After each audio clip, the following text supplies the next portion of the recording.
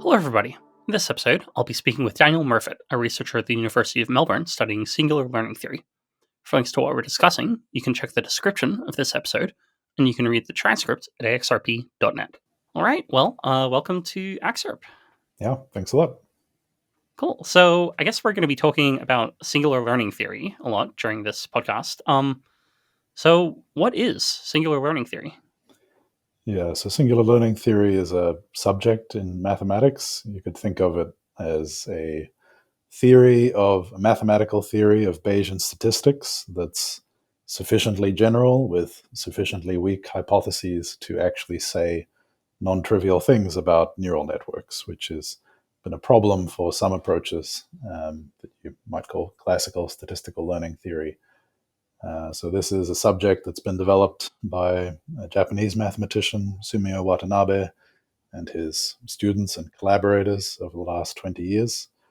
And we've been looking at it for 3 or 4 years now and trying to see what it can say about deep learning in the first instance and more recently, alignment. Sure. So what is it like? What's the difference between singular learning theory and classical statistical learning theory that makes it more relevant to deep learning? Yeah. The singular in singular learning theory refers to a certain property of the class of models. So in statistical learning theory, you typically have several mathematical objects involved. One would be a space of parameters. And then for each parameter, you have a probability distribution, the model, over some other space. And you have a true distribution, which you're attempting to model with that pair of parameters and models. And in sort of regular statistical learning theory, you have some important hypotheses. And those hypotheses are, firstly, that the map from parameters to models is injective. And secondly, quite similarly, but a little bit distinct technically, is that if you vary the parameter infinitesimally, the probability distribution it parameterizes also changes. And so this is technically the non-degeneracy of the Fisher information metric. But together, these two conditions basically say that changing the parameter changes the distribution, changes the model. And so those two conditions together are sort of in many of the major theorems that you'll see when you learn statistics, things like the Kramer-Rao bound, many other things. Asymptotic normality, which describes the fact that as you take more samples, your model tends to concentrate in a way that looks like a Gaussian distribution around the most likely parameter. So these are sort of basic ingredients in understanding how learning works in these kinds of parameterized models. But those hypotheses do not hold. It's quite easy to see for neural networks. I can go into more about why that is, but so the theorems just don't hold. Now you can attempt to sort of make use of some of these ideas anyway, but if you want a thoroughgoing, deep theory that is Bayesian and describes the learning process, the Bayesian learning process for neural networks, then you have to be proving theorems in the generality that singular learning theory is. So the singular refers to the breaking of these hypotheses. So the fact that the map from parameters to models is not injective, that means, in combination with this other statement about the Fisher information metric, that if you start at a neural network parameter, then there will always be directions you can vary that parameter without changing the input-output behavior, without changing the model.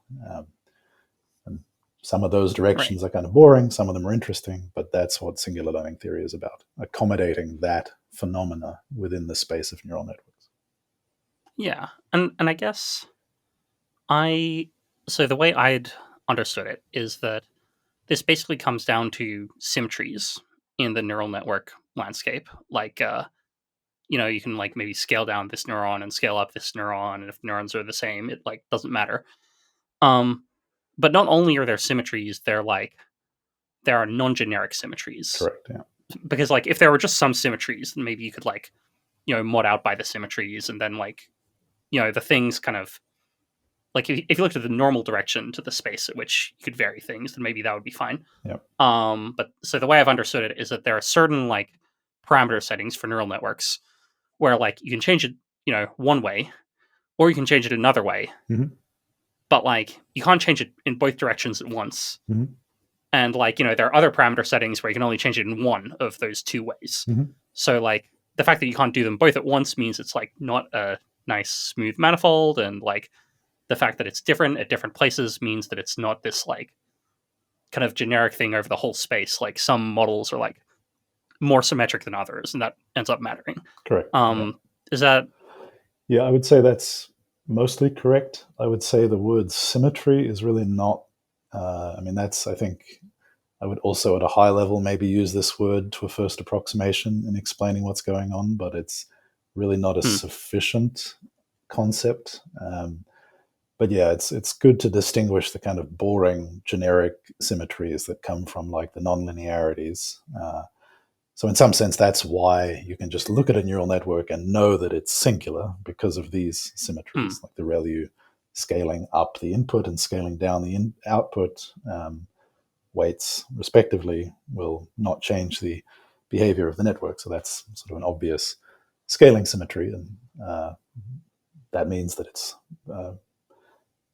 degenerate and therefore a singular model. But if that was all there was, then I agree. Like somehow that's like a sort of boring technical thing that doesn't seem like you really need from a point of view of understanding the real phenomena to care about it too much.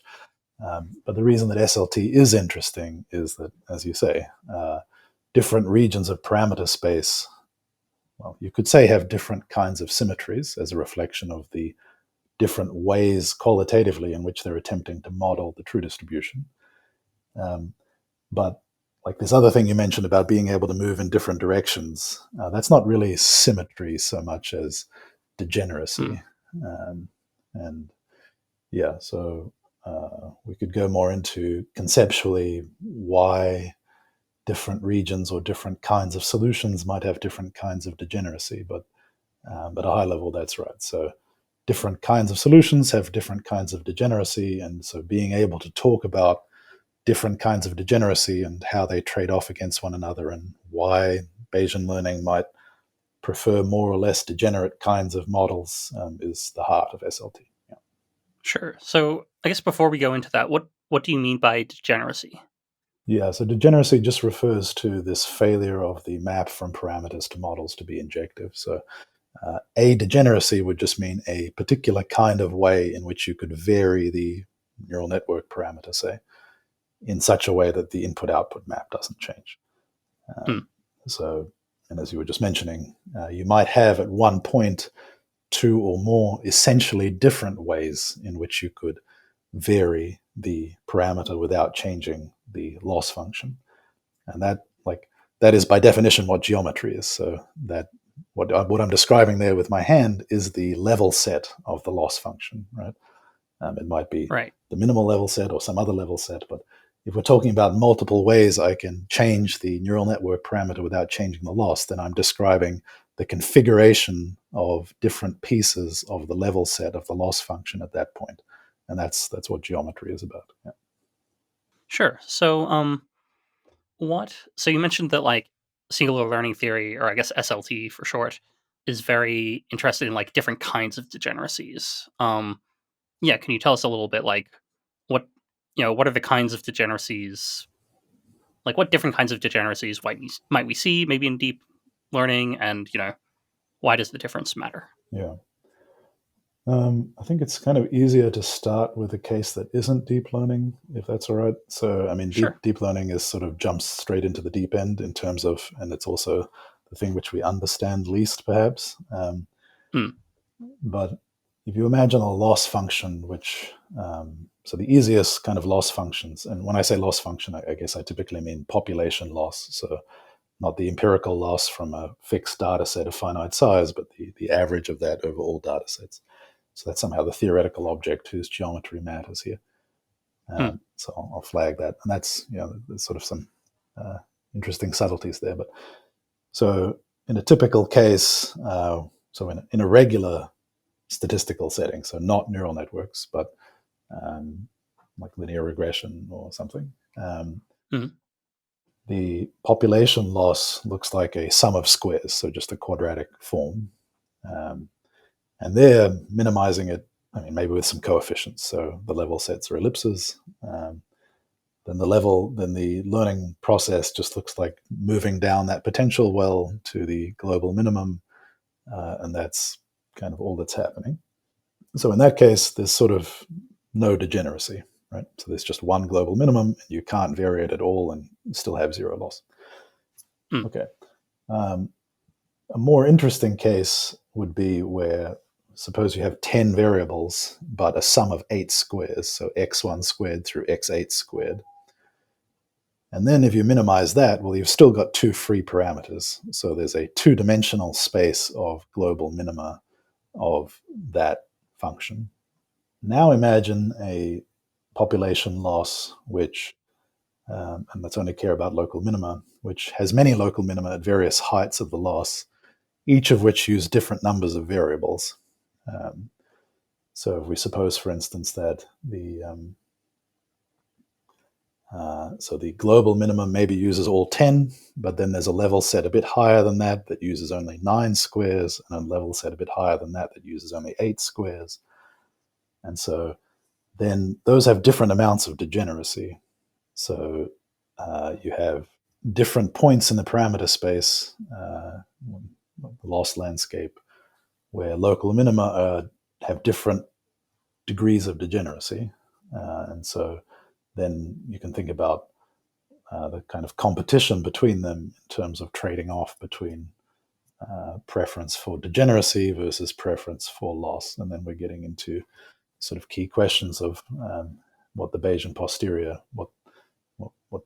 if you're a Bayesian, like what kind of solution you prefer in terms of accuracy versus degeneracy. Mm. And I guess this sort of gets to this object that people talk about in singular learning theory called the learning coefficient. Yeah. Can you tell us a little bit about what the learning coefficient is? Yeah. So in the case I was just describing, it's easy to say what the learning coefficient is. So there's a distinction between sort of global learning coefficient.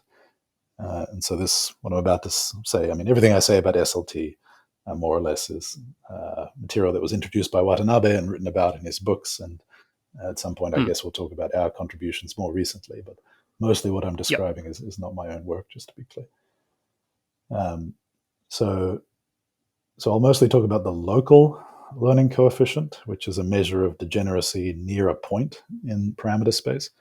If I take this example I was just sketching out, so you sort of imagine the global minimum level set and then some higher level sets. And I said that the population loss near the global minimum looked like a sum of 10 squares.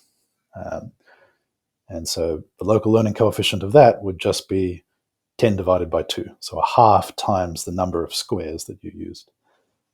So if there was a level set that had used only 8 squares, then that's degenerate because you have two free directions. So it's not a single isolated minimum, but rather a sort of two-dimensional plane of minima.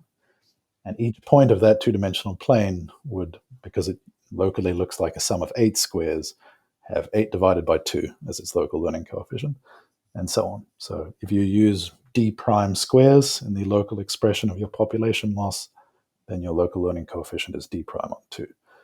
That's not how it's defined. It has a definition, which we could get into various different ways of looking at it, but that's what it cashes out to in those examples. Sure. And so I guess the way to think about this local learning coefficient is that when it's lower, that's a solution that's more degenerate. And the way I gather Bayesian inference works is that it tries to have both a low loss and also a low local learning coefficient. Yep, that's correct. Does that sound right? Yep. Sure. I guess I don't know, an image I often see in discussions of singular learning theory is, people drawing doodles of Yes. trefoils and figure eights and sort of uh, maybe a circle to throw in Yes. there. Uh-huh. And I guess the thing I often hear as a caricature is like, initially, like, you stay around the trefoil for a while. This is where you put um your posterior mass Mhm. until, at some point you get enough data, and then you start preferring this figure eight, Mhm. and then you get even more data, and then you start preferring this like circle, which has like maybe even lower Mhm. loss. Um, so like as you go down, you get, maybe you get better loss. Let's just say, but the local learning coefficient is going to increase and therefore get worse. Yep. Maybe I'll caveat that a little. So yeah, it's sort of the local learning coefficient is increasing, so you're accepting a more complex solution in exchange for it being more accurate. Yeah. Yep. So I guess that's kind of the very basic idea of singular learning theory.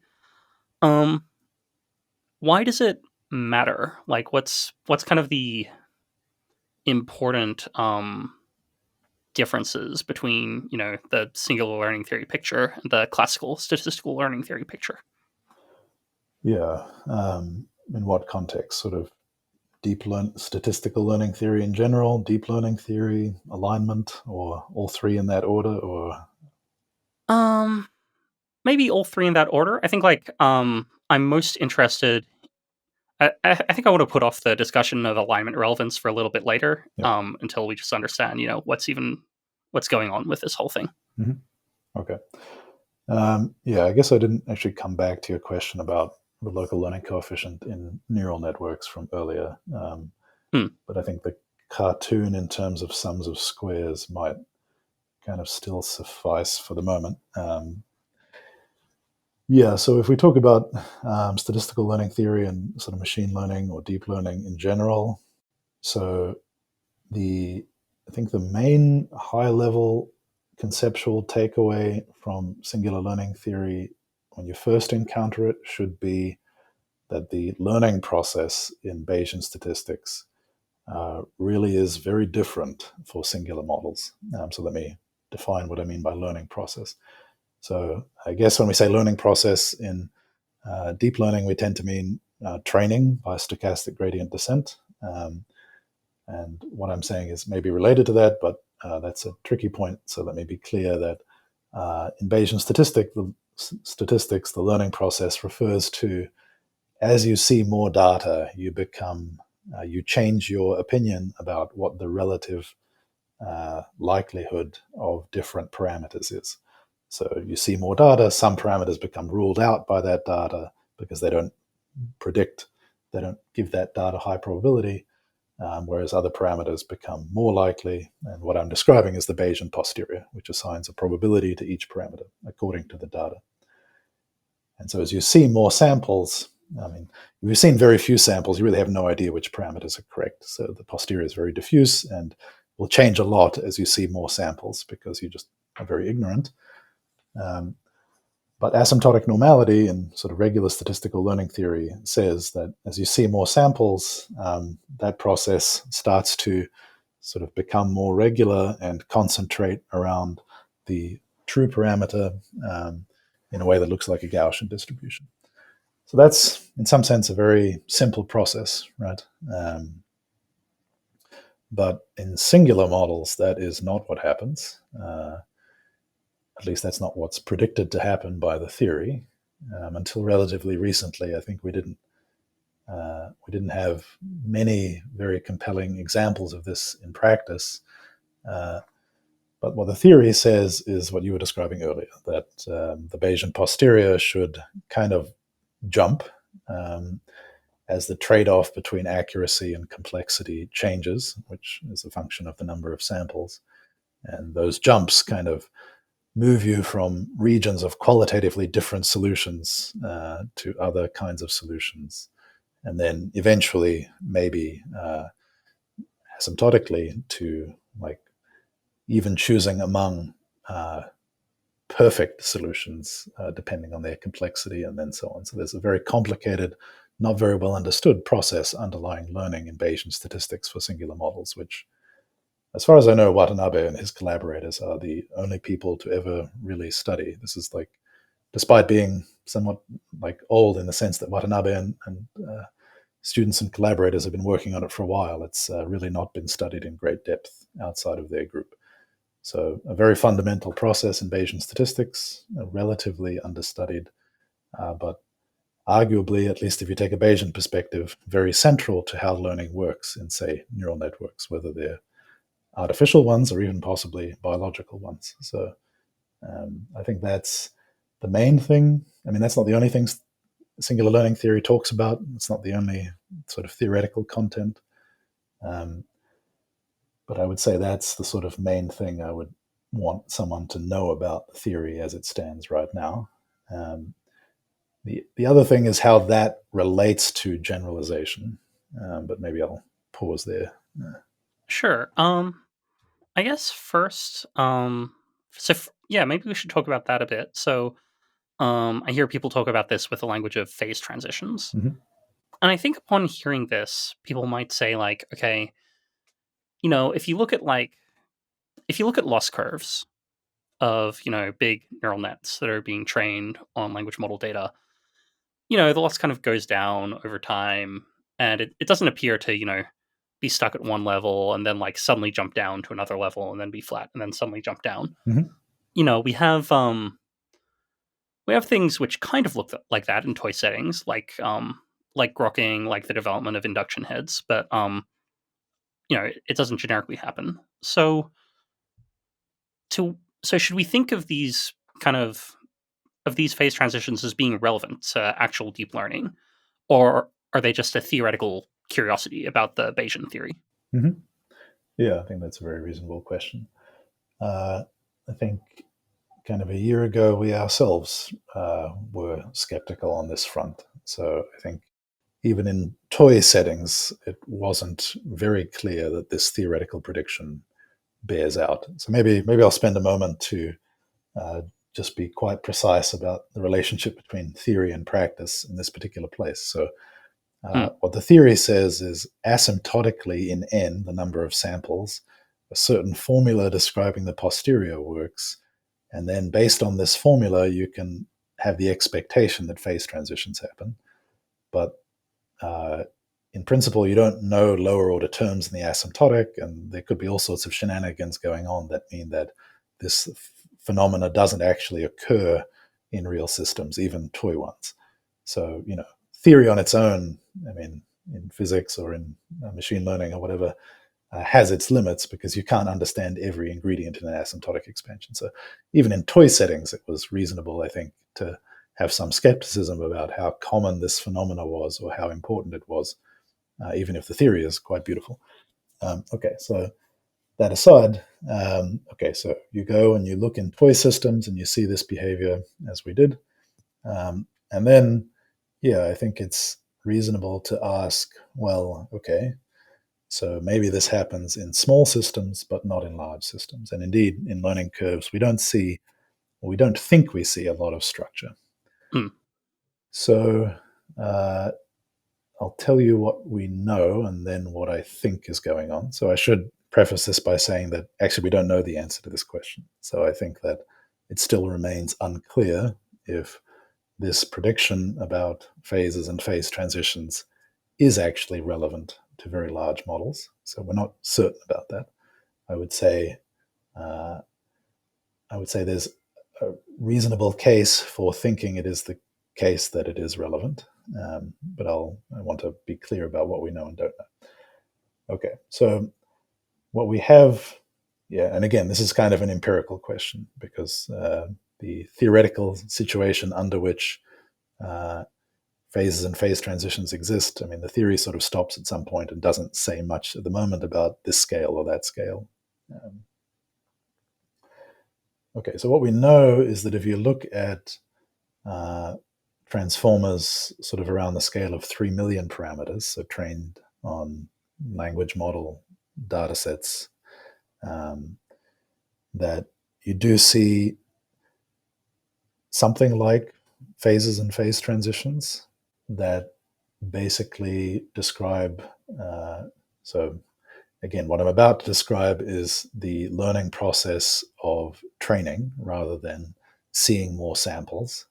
But the sort of theoretical jump that we're making here is to say, okay, if Bayesian statistics says certain kind of structures in the model, or if the theory says there should be qualitative changes that in the nature of the way the posterior is describing which models are probable, if there are qualitative changes in that over the course of the Bayesian learning process as you see more samples, then you might expect something similar when you go and look at seeing cumulatively more examples through the training process of stochastic gradient descent. But that is not like a theoretically justified step at this point in some rigorous sense, right? That's the kind of prediction you might make, assuming some similarity between the learning processes, and then you can go in empirically and see if it's true. All right, so if you go and look at language models at the scale of 3 million parameters, this was a recent paper that we did, the developmental landscape of in-context learning. If you go and look at that, what you see are that the training process is divided into 4 or 5 stages, which sort of have different qualitative content in a way that isn't visible in the loss curve mostly. So it is a little bit visible. Yeah, I would agree with that. Yeah, I mean, to the same extent that the induction bump is sort of visible in the original in context learning and induction heads paper. Yeah, I mean, it's not obvious from the loss curve. It's not like everybody already knew all of the things that you guys found out. But yeah, I would say that like if you, without these other results, if you looked at the loss curve and tried to tell a story about these little bumps, it would feel like tea leaf reading. But once you know that the stages are there, yes, you can look at the loss curve and sort of believe in certain features of them. Yeah, I think that's fair. Sure.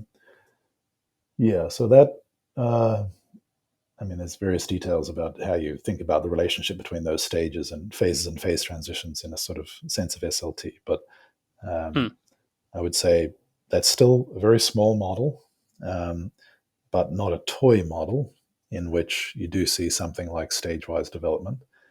And there are independent reasons. People have independently been talking about stage-wise development in learning systems outside of SLT. So I would say that the SLT story and sort of stage-wise development as a general framing for how structure arrives inside sort of self-organizing learning processes, that sort of dovetails pretty well. So I would say that, to come back to your question about structure in the loss curve,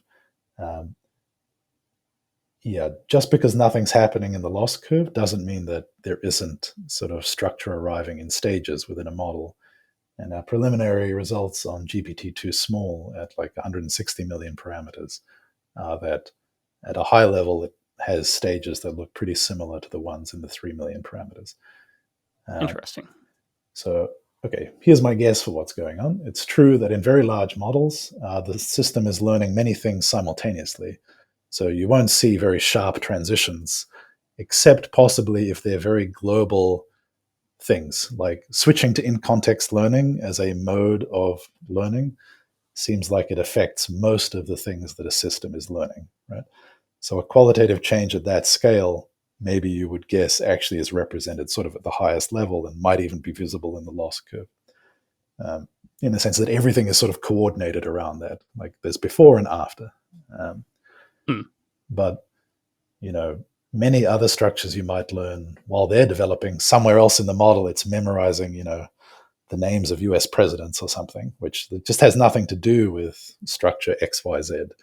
And so in some sense, the loss curve can't possibly hit a plateau because even if it's hitting a critical point for these other structures, X, Y, Z, like it's steadily making progress memorizing the US presidents, right? So it's like there can't be clear plateaus. So the hypothesis has to be something like if there is stage-wise development, which is reflected by these phases and phase transitions, it's in some sense or another localized, maybe localized to subsets of the weights, and maybe localized in some sense to certain parts of the data distribution. So the global phases or phase changes which touch every part of the model and affect every kind of input are probably relatively rare. But that isn't the only kind of phase transition stage to which Bayesian statistics or SLT could apply. Sure. Should I imagine these as being sort of singularities in in a subspace of the model parameter space, like the learning coefficient kind of picks them out in this subspace, but maybe not in the whole parameter space? Yeah, that's kind of what we're thinking. You like these questions are pushing into areas that we don't understand, I would say. So Sure. I can speculate, but I want to be clear that some parts of this we're rather certain of, right? So the mathematical theory is very solid. The observation of the Mm, correspondence between the theory and Bayesian phase transitions in toy models is empirically and theoretically quite solid. Um, this question of like what's happening in very large systems is a deep and difficult question about which it's so what I mean these are hard questions, but I'll say that yeah. So I think that's right. That's the motivation for. So one of the things we're currently doing is what we call weight restricted local learning coefficient. So this basically means you take one part of the model, say a particular head, you freeze all the other weights, and then so you treat. Um, so let me just give a sort of a more formal setting. So when we're talking about the posterior and the local learning coefficient and so on, we imagine a space of parameters, right?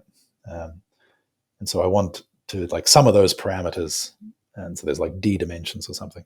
Some of those directions in parameter space belong to a particular head, and I want to like take a parameter that like at some point in training has some values for all these different heads.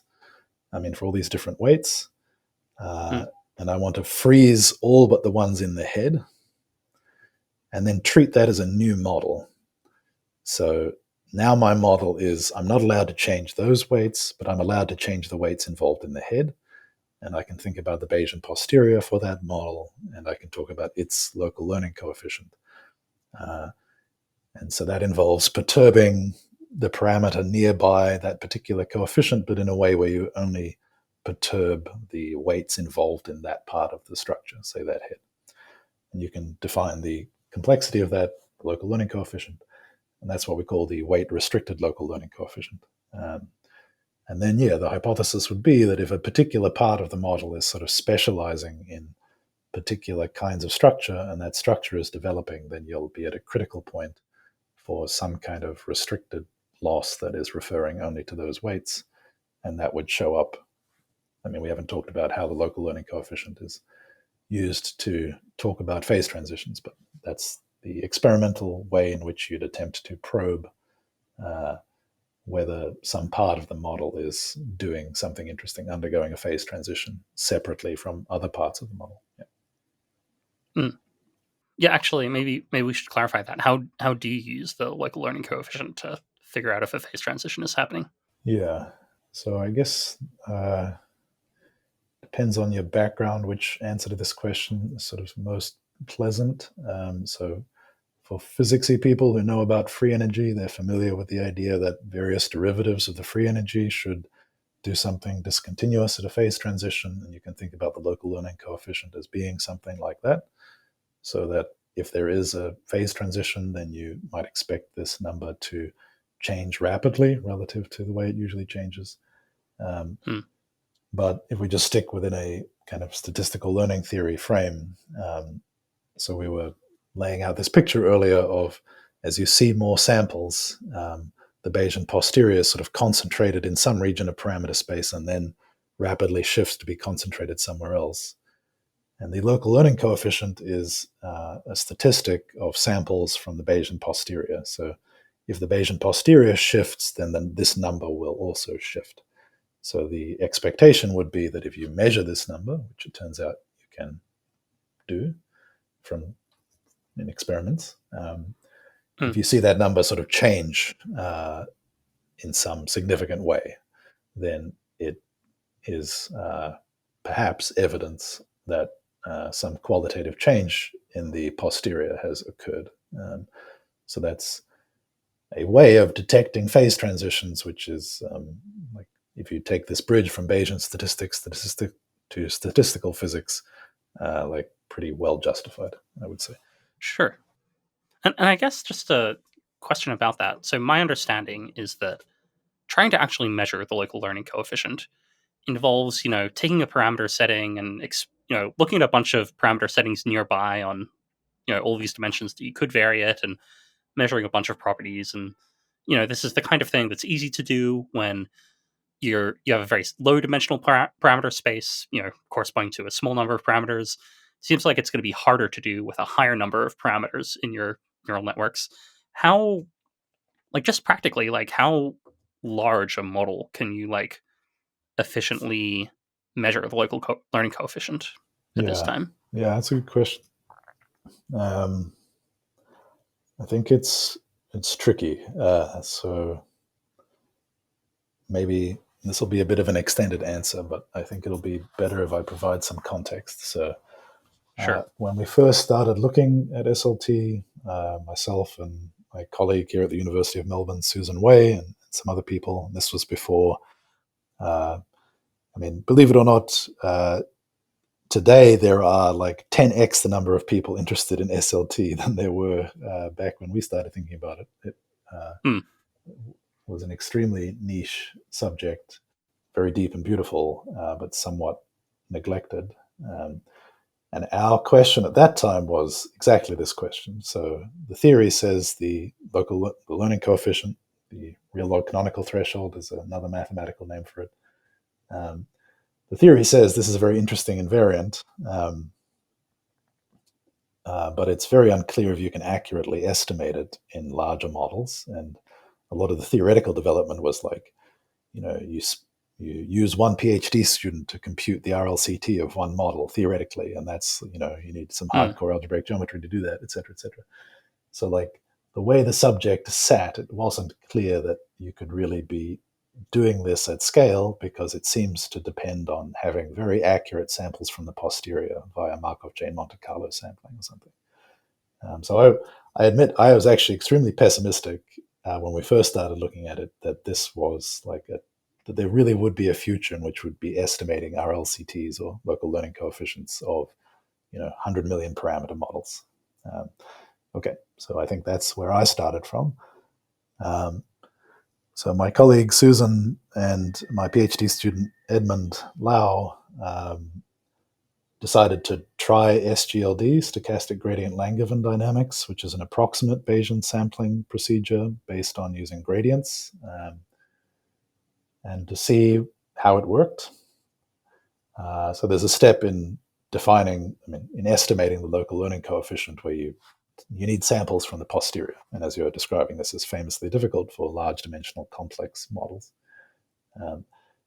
However, there is a possible loophole, right? Which is that I don't believe that anybody has a technique, nor probably ever will, for understanding or like modeling very accurately the Bayesian posterior of very large scale models like neural networks. I don't, Hmm.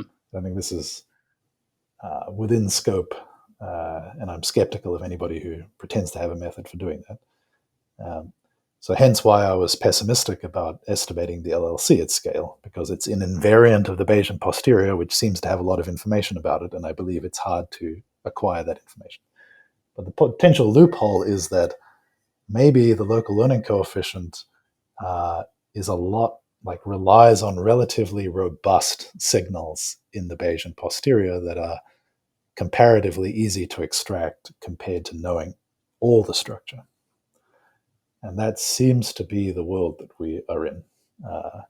Hmm. So to answer your question, so Zach Furman and Edmund Lau just recently had a preprint out where using SGLD, it seems you can get relatively accurate estimates for the local learning coefficient for deep linear networks, so just products of matrices, so known nonlinearities. Hmm. At scales up to 100 million parameters. 100 million with an M? with an M. Yeah. Okay. Now that one should caveat that in several ways, but yeah. Okay. And am I right? This is a distinct from the quantifying degeneracy with the local learning coefficient paper. That's right. So this is a second paper, kind of a follow up to that. I forget the title. I think it's Estimating Local Okay. Learning Coefficient at Scale. Yeah, so we wrote a paper a couple of years ago now, I think, looking at defining the local learning coefficient, which is kind of implicit in Watanabe's work, but we made it explicit, and Hmm. sort of making the observation that you could use approximate sampling to estimate it, and then sort of studying that in some simple settings. But it remained very unclear how accurate that was in larger models. Now, the reason it's difficult to go and test that is because we don't know the true local learning coefficient for very many models that can be like increased in some direction of scale. So Right. we know it, for like one hidden layer 10H networks and things like that. But some recent, very deep, interesting work by Professor Miki Aoyagi gives us the true value of the local learning coefficient for deep linear networks, which is why Zach and Edmund studied those to see. I mean, this was an opportunity to see if SGLD is garbage or not for this purpose. Hmm. So I should flag that, like, despite, how should I say this? So SGLD is a very well-known technique for approximate Bayesian posterior sampling. I think everybody sort of understands that you should be skeptical of how good those posterior samples are in some sense. So it might be useful for some purpose, but you shouldn't really view it as a like a universal solvent for your Bayesian posterior sampling needs or something. So just using SGLD doesn't magically mean it's going to work. So I would view it as quite surprising to me that it actually gives accurate estimates at scale for deep linear networks. Now, having said that, deep linear networks could be, I mean, they are very special and they are less degenerate in some important ways than sort of real neural networks with nonlinearities, etc. So don't take me as saying that we know that, local learning coefficient estimation gives accurate values of the local learning coefficient for language models or something. We have Sure. basically no idea about that. But we know it's accurate in deep linear networks. And so the sort of, okay, so then what is generalizable about that observation? So I think it leads us to believe that maybe estimating the LLC, like SGLD, is actually not garbage for that. How good it is, we still don't know. But like, Hmm. it's like maybe this cheap posterior sampling is still good enough to get you something interesting. And then the other thing is that, well, what you observe in cases where you know the true values is that when the model undergoes phase transitions, which exist in deep linear networks, as many people have sort of, maybe not in those exact terms, but stage-wise development in deep linear networks has been studied for quite a long time. And you can see that this local learning coefficient estimator, which is measuring the complexity of the current parameter during the learning process, does jump in the way you would expect in a phase transition when deep linear networks kind of go through these phase transitions. Well, and it had to, because we know theoretically what's happening to the geometry there. So Sure. those jumps in the local learning coefficient in other models, like these 3 million parameter language models or GPT-2 small, when you go and estimate the local learning coefficient, you see it change in ways that are indicative of changes in internal structure. Now, we don't know that the absolute values are correct when we do that, and most likely they're not. But I think we believe in the changes in the local learning coefficient reflecting something real to a greater degree than we believe in the absolute values being real. But still, like, I don't know. I don't know theoretically. I mean, I don't know how we would ever get to a point where we would know the local learning coefficient estimation was accurate in larger models, absent really fundamental theoretical improvements that I don't see coming in the near term. But yeah, that's sort of where we are at the moment. Fair enough. So a while back, you mentioned that the contributions of singular learning theory to understanding deep learning, there was something to do with phase transitions, and there's also something to do with generalization, I think Yeah, you mentioned. yeah, So I want to ask you about that. especially in the context of, I sometimes hear people say, oh, the fact that statistical learning theory, it says that model classes can have these parameters that have some degeneracy, and that basically reduces their effective model count or their effective parameter count. And this just explains how generalization is possible. Mhm. This is the kind of story one can tell when one feels excitable. But it's a bit more complicated. It's Yes. going to depend on details of how these parameters actually translate into functions, and which sorts of, like, what these degeneracies actually look like in terms of predictive models. Right. So I guess, yeah, what does singular learning theory tell us about generalization, particularly in the context of deep networks? Hmm. Um, yeah. So this is subtle. So on its face, singular learning theory, the theorems describe relations between loss, local landscape geometry, this local learning coefficient, Hmm.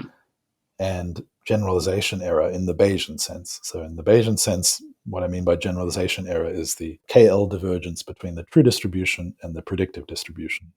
Maybe I should say briefly what the latter is. So if you take an you're trying to make a prediction, if you're talking about a conditional distribution, a prediction of y given x, um, and you look at all the parameters that you've got for modeling that relationship, and you weight, you're given an input, and you take the prediction from every single model parameterized by your parameter space, you weight it with the probability given to that particular model by the Bayesian posterior, and you average them all in that way. So that's the Bayesian predictive distribution. Obviously, radically intractable to like use that Hmm. object or find that object. So it's a theoretical object. But that's like the kind of, I mean, that probability distribution is probably not one that's parameterized by your parameter space, but you can cook it up out of models in your parameters space. I mean, parameterized by parameters in your parameter space. Um, and the KL divergence between that and the truth is the Bayesian generalization error. Okay. The KL divergence just being a measure of how different probability distributions are. Right. Okay. So that seems like a very theoretical object. There's a sort of closely related object, the Gibbs generalization error, which puts some expectations in different orders, which is sort of closer to what people in machine learning mean by test error, right? Taking a parameter and trying it out on some samples from the true distribution that weren't used to produce that parameter. Hmm. Okay, so there's the various subtleties there. So SLT, strictly speaking, only says things about those kinds of generalization errors. And Sure. the relationship between that and test error for a parameter produced by a single run of SGD, well, I don't even know that that is a mathematical object, actually, right? Like test error for a parameter after a single run. But you can do things like talk about, for some distribution of SGD runs, what's the expected test error. And arguably, okay, so then there's a gap between that Bayesian story and what you mean by test error in deep learning. This gap hasn't been sort of very systematically addressed, but I'll lay out like some story about how you might bridge that eventually in order to answer your question. So um, if you believe that the Bayesian learning process sort of ends with a distribution over parameters that looks something like the endpoints of SGD training, or at least close enough that something like this average of SGD runs of the test error looks a bit like averaging over things in the Bayesian posterior of some generalization quantity that makes sense in the Bayesian theory, then you could maybe draw some connection between these two things. That hasn't been done. I don't know if that's true because these questions about relations between the Bayesian posterior and SGD are very tricky, and I don't think look like they're going to get solved soon, at least in my opinion. So, okay, there's a gap there. That's one gap, right? Hmm. Now, if we just paper over that gap and just sort of say, okay, well, fine, let's accept that for the moment and just sort of treat the generalization error that SLT says things about as being the kind of generalization error that we care about, what does SLT say? Okay, maybe I'll insert one more comment about that relationship between test error and deep learning and Bayesian generalization error first. So this is a bit of a tangent, but I think it's important to insert here. So various people, when looking to explain the inductive bias of stochastic gradient descent, have hit upon a phenomena that happens in deep linear networks and similar systems, which is a kind of stage-wise learning where the model moves through complexity in an increasing way. So we think about in deep linear networks, or what's sometimes called matrix factorization, where you're trying to use a product of matrices to model a single linear transformation. People have observed that if you start with a small initialization, the model starts with low rank approximations to the true linear transformation, and then finds a pretty good low rank approximation, and then takes a step to try and use linear transformations of one higher rank, and so on, and moves through the ranks in order to try and discover a good model. Now, if you believe that, then you sort of would believe that if SGD training is doing that, then it will tend to find the simplest solution that explains the data, because it's searching them, starting with simpler ones and only going to more complicated ones when it needs to. Okay. Now, theoretically, that's only known to happen. I mean, I think it's not known to happen in deep linear networks, rigorously speaking, but there's expectations of that. Empirically, that happens, and there's some partial theory. Okay, and then it's a big leap to believe that for general SGD training of general neural networks. Okay, so I think we really don't know that that's the case in general deep learning. But believing that is pretty similar to believing something about the Bayesian learning process moving through regions of parameter space in order of increasing complexity as measured by the local learning coefficient. Right? And in fact, that is exactly what's happening in the deep linear networks. Right? So the SLT story about moving through the parameter space and the Bayesian posterior undergoing phase transitions is exactly what's happening in the deep linear networks. So if you're willing to buy that generalization from that kind of corner of theory of deep learning to general behavior of neural networks, then I think you are in some sense already buying the SLT story to some degree of how learning is structured by looking for increasingly complex solutions. Okay, but all of those are big question marks from a theoretical point of view, I would say. Okay, putting that aside, what does SLT say about generalization? Well, so it says that the asymptotic behavior of the generalization error as a function of the number of samples, at the very end of training, let's say, or at the very end of the Bayesian learning process, looks like the sort of irreducible loss plus a term that looks like lambda on n, where lambda is the local learning coefficient. So if you take that irreducible loss over the other side, so the difference between sort of generalization error and its minimum value behaves like 1 over n, is proportional to 1 over n, and the constant of proportionality is the local learning coefficient. So that's the deep role of this geometric invariant, this measure of complexity in the description of generalization error in the Bayesian setting. Now, what that says in deep learning, well, as I said, taking that first part of that bridge between the two worlds for granted, it would like to say something like the test error when you're looking at a particular region of parameter space is governed by the local learning coefficient, except that the relation between n and training is unclear, right? So the exact way in which it governs test error is a function of how that bridge gets resolved.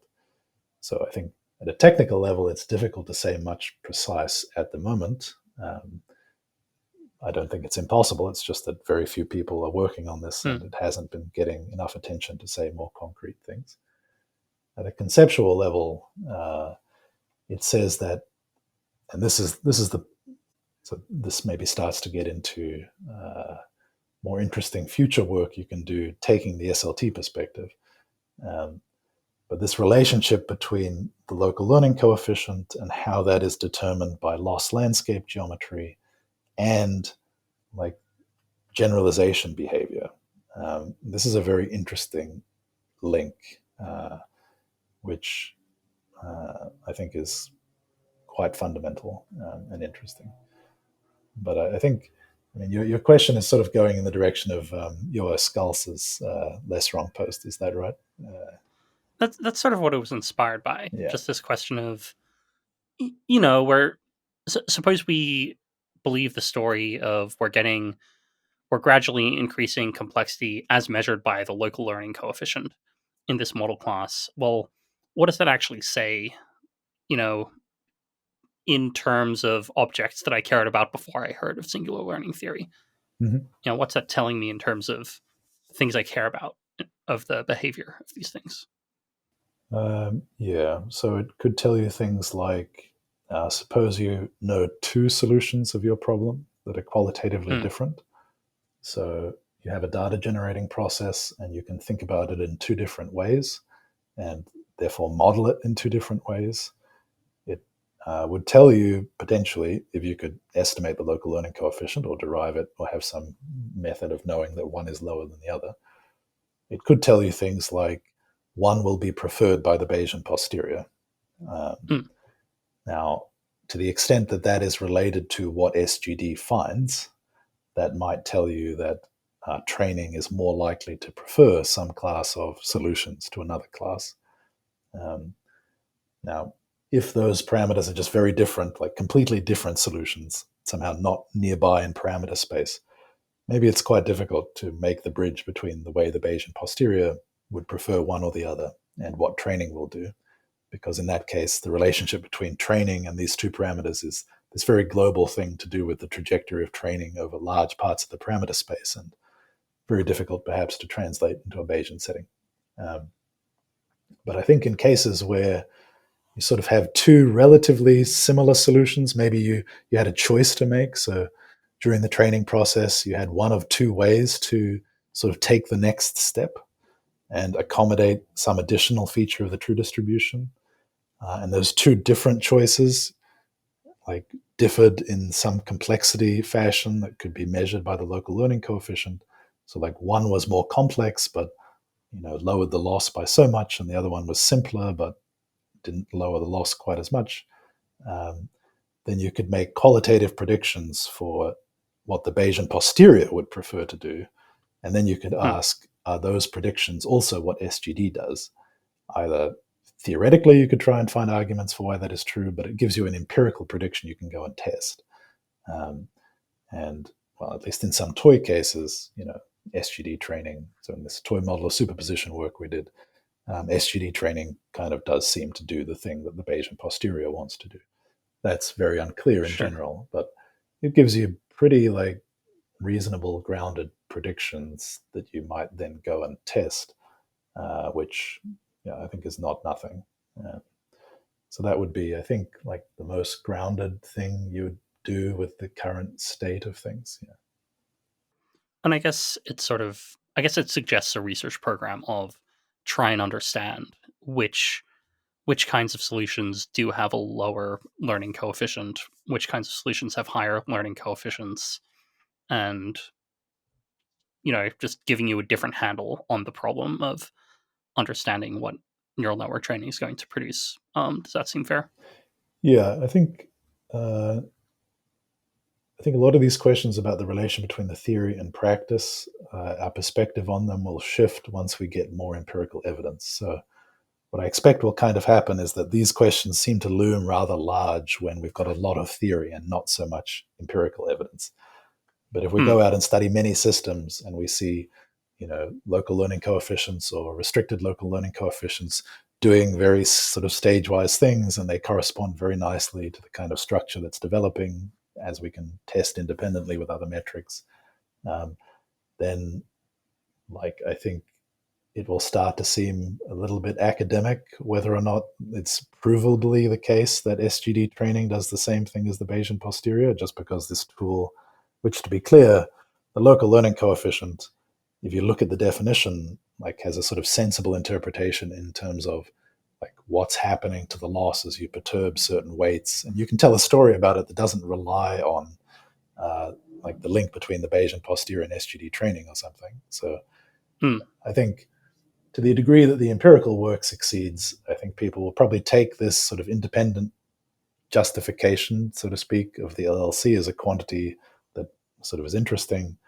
and think about it as a reflection of what's happening to the internal structure of the model. Um, and then the mathematicians, like myself, will still be happy to go off and try and prove these things are like justified. But I don't see this as necessarily being a roadblock to using it sort of quite extensively to study what's happening during training. Yeah. Fair enough. So I guess I'd like to ask some questions about thinking about SLTs compared to other potential theoretical approaches one could have to deep learning. So the first comparison I have is to neural tangent kernel style approaches. So the neural tangent kernel, for listeners who don't know, is basically this observation that in the limit of infinitely wide neural networks, under a certain method of initializing networks, there's this observation that networks that during training the parameters don't vary very much. And because the parameters don't vary very much, that means you can do this sort of mathematical trick. And it turns out that your learning is basically, it's a type of kernel learning, which is essentially um, linear regression on a set of features. And it luckily it turns out to be an infinite set of features, and you can do it. I don't know how I was going to finish that sentence, but it turns out to be feature learning on the set of features, and you can figure out what those features are supposed to be based on what your model looks like. You know what kinds of nonlinearities you're using. And there's some family of theory trying to understand. Okay, what does the neural tangent kernel of various types of models look like? How close are we to the neural tangent kernel? And if you believe in the neural tangent kernel story, you can talk about, the reason that neural networks generalize is that, the neural tangent kernel, it tends to learn certain kinds of features before other kinds of features, and maybe those kinds of features are simpler. It seems plausible that you could do some story about phase transitions, and, it's a mathematically rigorous story. So I'm wondering, how do you think the singular learning theory approach of understanding deep learning compares to the neural tangent kernel style approach? Mm-hmm. Yeah, good question. I think I'm not an expert enough on the NTK to give a very thorough comparison, but I'll do my best. So uh, let me say first the places in which I understand that the NTK says very deep and interesting things. So I think it seems that uh, this work on the mu parameterization seems very successful. So at initialization, when this taking the limit to infinite width is quite justified because the weights really are independent. This seems like probably the principal success of deep learning theory, to the extent there are any successes. The study of that limit and how it allows you to choose hyperparameters for learning rates and other things. Again, I'm not an expert, but that's my understanding of how it's used, and that seems to be quite widely used in practice, as far as I know. So that's been a great success of theory. I don't think I believe in statements outside of that initial phase of learning, though. So I think as far as I understand it, the claims to applicability of the NTK methods become hypotheses, unless you then perturb away from the Gaussian process limit. So the deep parts of that literature seem to me to be accepting the position that in the infinite width limit, okay, you get some Gaussian process that isn't actually a good description of the training process away from initialization, but then you can perturb back in basically higher order terms in the exponent of some distribution. You can put in higher order terms and study systematically those terms to get back to finite width. So attempt to perturb away from infinite width back to finite width and accommodate those contributions in some fashion. And you can do that with tools from random matrix theory and Gaussian processes, and that looks a lot like what people do in sort of Euclidean quantum field theory. So people have been applying techniques from that world to do that. And I think they can say non-trivial things, but I think it is overselling it to say that that is a theory on the same sort of level of mathematical rigor and depth as SLT. So I don't think it says things about the Bayesian posterior and its asymptotics in the way that SLT does. I think it's aiming at rather different statements.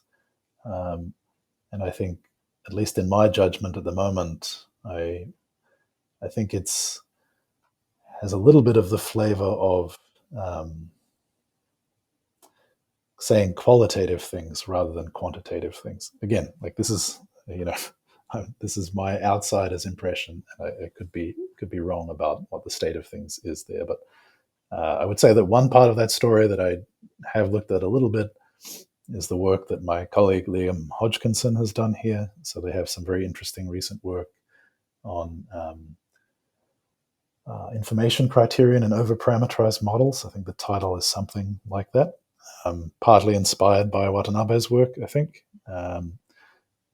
looking at trying to take a sort of, not only NTK, but this sort of general sort of approach point of view to doing things like what the free energy formula in SLT does. And so I think that's quite interesting. I have my differences of opinion with Liam about some aspects of that, but I think it's not like mathematics isn't actually divided into camps that disagree with one another or something, right? So if things are both true, then they meet somewhere, and I can easily imagine that if the geometric heart of SLT is sort of made up of two pieces, one of which is using resolution of singularities to do Laplace integrals, sort of oscillatory integrals, and the other is dealing with empirical processes that intervene in sort of that when you try to put it in the context of statistics. And I don't think these kinds of oscillatory integrals, these techniques have been used systematically by the people doing NTK-like stuff or Euclidean field theory-like stuff. But I think that if you took those techniques and used them in the context of the random matrix theory that's going on there, you'd probably find that the perturbations that they're trying to do can be linked up with SLT somewhere. So, I think it all probably fits together eventually, but right now they're quite separated. Yeah. Fair enough. So a related question I have is, one observation I have from the little I know about the deep learning theory literature is the variance of the distribution of how parameters are initialized matters. So one example of this is in deep linear models. If your initialization distribution of parameters has high enough variance, then it looks something like the NTK. You only have a small distance until the optimum. Yep. Whereas if it's if all the parameters are really, really close to zero at initialization, you have this jumping between saddle points. Yep. And in deep networks, at high initialization or at one initialization, you have this neural tangent kernel story, which crucially doesn't really involve learning features. It has a fixed set of features, and you decide which ones to use. Yep. If you differ the variance of the initialization, then you start doing feature learning, and that seems qualitatively different. If I think about how I would translate that to a singular learning theory story, at least in general, when people talk about Bayesian or Bayesian stories of gradient descent, often people think of the prior as being the initialization distribution. Yep. And in the free energy formula of singular learning theory, the place where the loss comes up and then the learning coefficient comes up, the prior comes in at this order one term that matters, not very much, basically. So late in training, for late in the process, late in training. Yeah. So I guess my question is, is singular learning theory going to have something to say about these initialization distribution effects? I haven't thought about it at all. So this is really answering this question tabula rasa. But Okay. so if you look at, I would say that like the what from the asymptotic point of view, I guess we tend not to care about the prior. So this isn't a question that we tend to think about too much so far.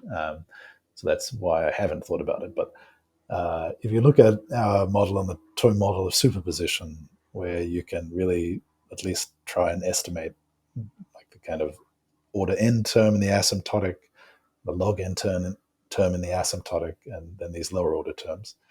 Maybe I should say what this asymptotic is. So if you take the Bayesian posterior probability that's assigned to a region of parameter space, and negative its logarithm. So that's an increasing function. So you could basically think about it as telling you how probable a given region is according to the posterior.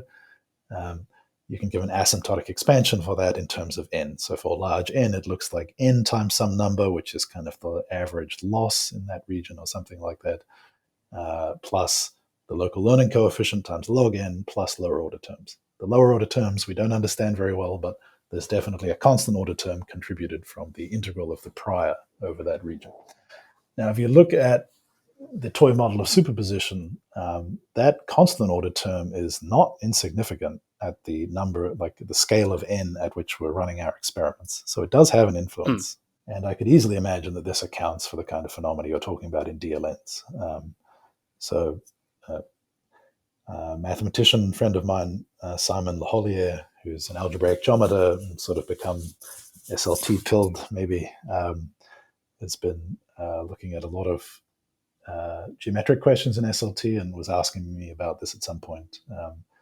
And I guess I would speculate that if you just incorporated a constant term from those differences in initialization, that would account for this kind of effect.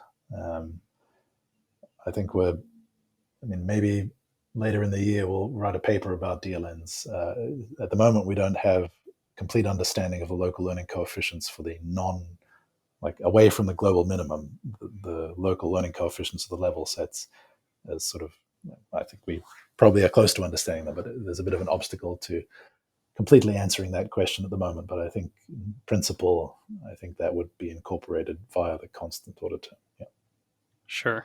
Which would, to be clear, not change the behavior at the very large n, but like for quite a large, for some significant range of n's, potentially including the ones you're typically looking at in experiments, that constant order term could bias some regions against others in a way that explains the differences. Yeah. And I guess there's also a thing where the constant order term, in this case, the expansion is you've got this term times n, you've got this term times the logarithm of n, you've got this term times the logarithm of n, if I remember correctly. Yep. And then you have these constant things. And the logarithm of n is like very small, right? So it seems like kind of easy for the constant order term to be like more important than that.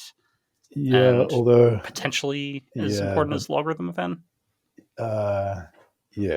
Although that log n term is very tricky. So the multiplicity, Aoyagi's proof, as I said, like she understands deep linear networks and in particular understands the multiplicity, the coefficient of this log n term up to a minus one.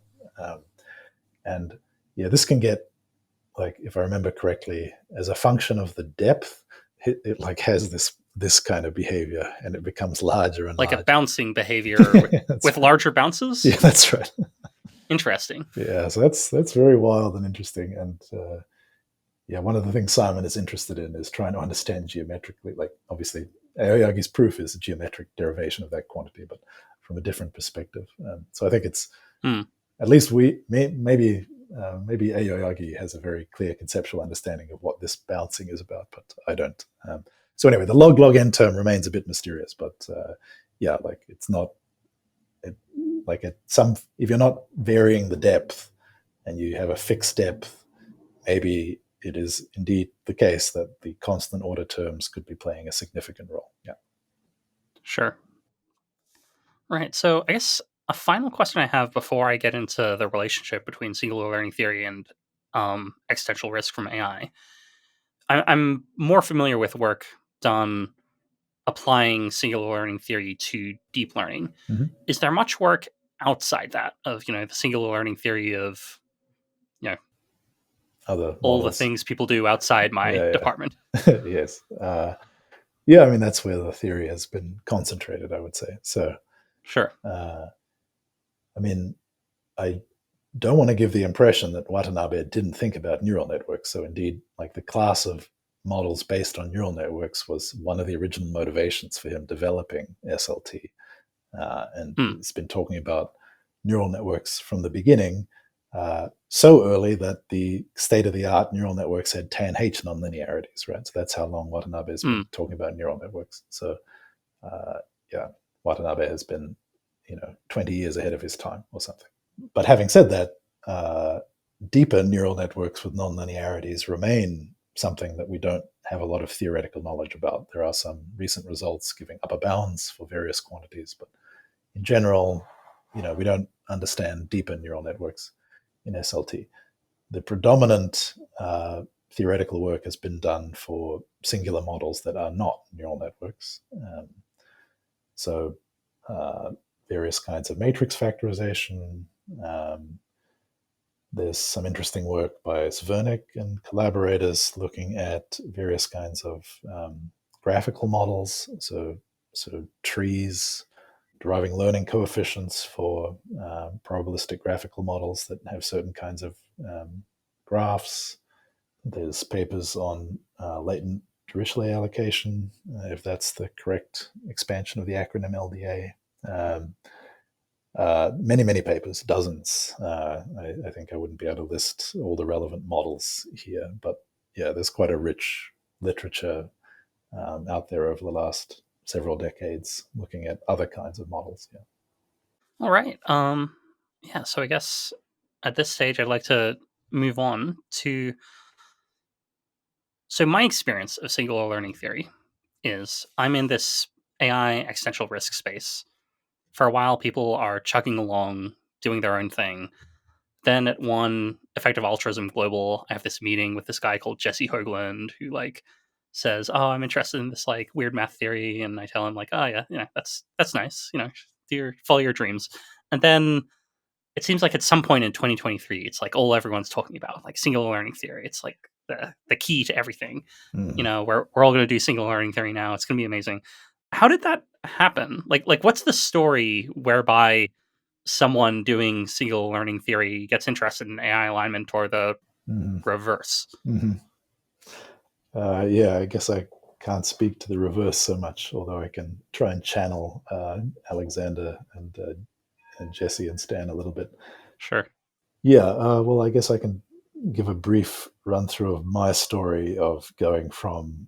I cared about SLT before I cared about alignment. So maybe I'll say briefly why I came to care about SLT. So I'm an algebraic geometer by training. So I spent decades thinking about derived categories in algebraic geometry and some mathematical physics of string theory and its intersection with algebraic geometry, etc. And then I spent a number of years thinking about linear logic, and which might seem unrelated to that, but has some geometric connections as well.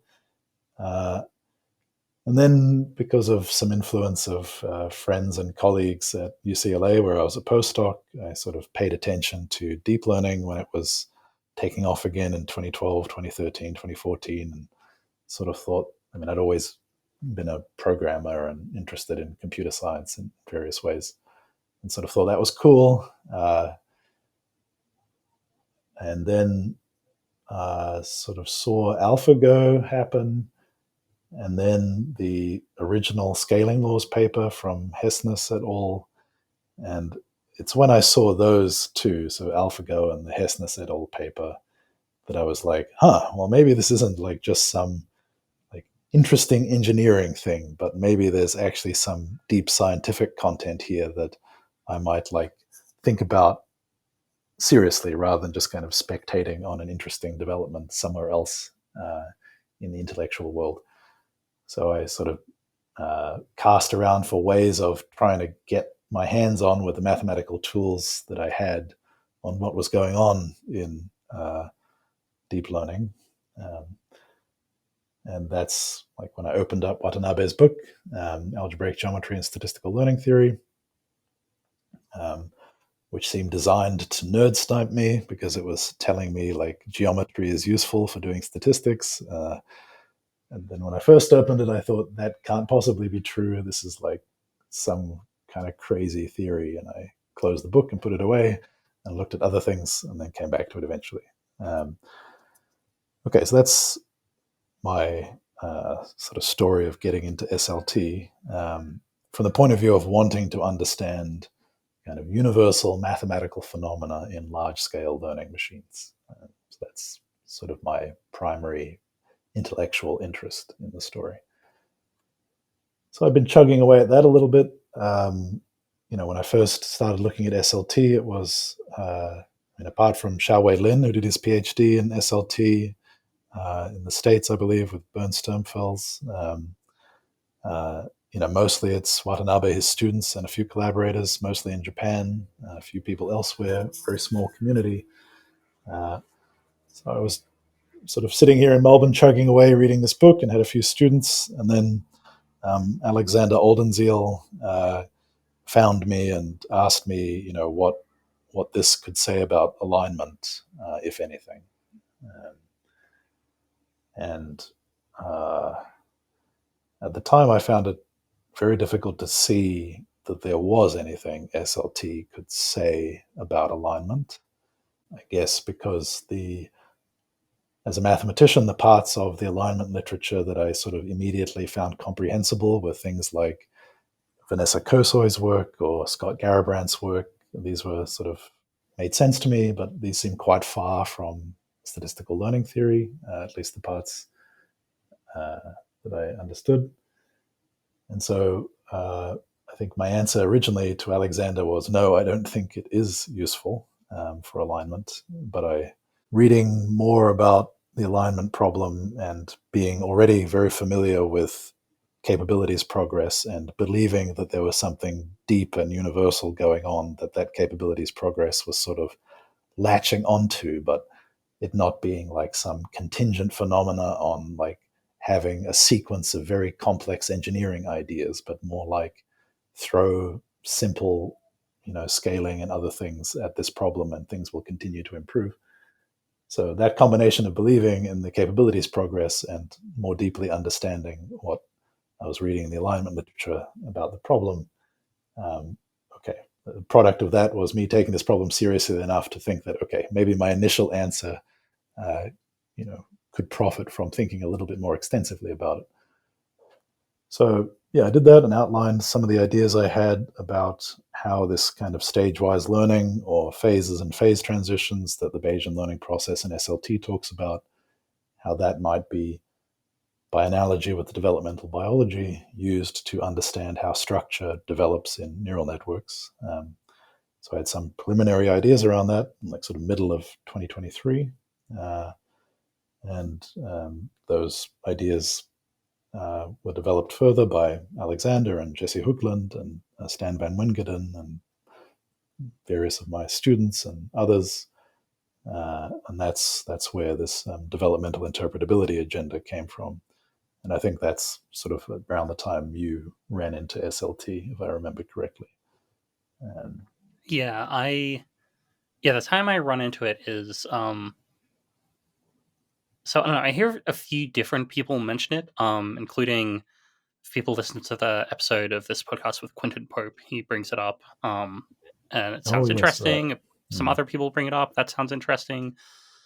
And then I hear that you guys are running some sort of summer school thing of like, a week where, you can listen to lectures on singular learning theory. And I'm like, oh, I could take a week off to, listen to some lectures. It seems kind of interesting. And so, yeah, this is summer of 2023. And yeah, people can still, these lectures are still up on YouTube. So you can hear some guy ask kind of basic questions.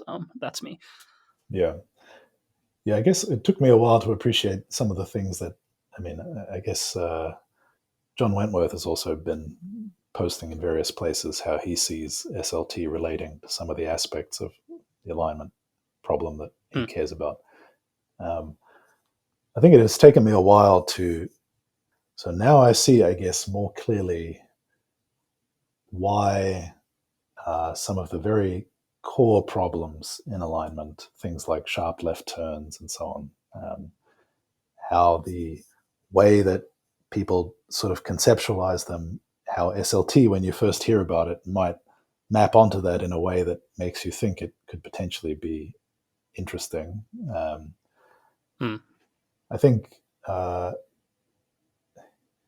my initial take being negative was mostly to do with there just being such a big gap at that time, like the middle of last year, between SLT being a very highly theoretical topic. I mean, okay, I should be clear.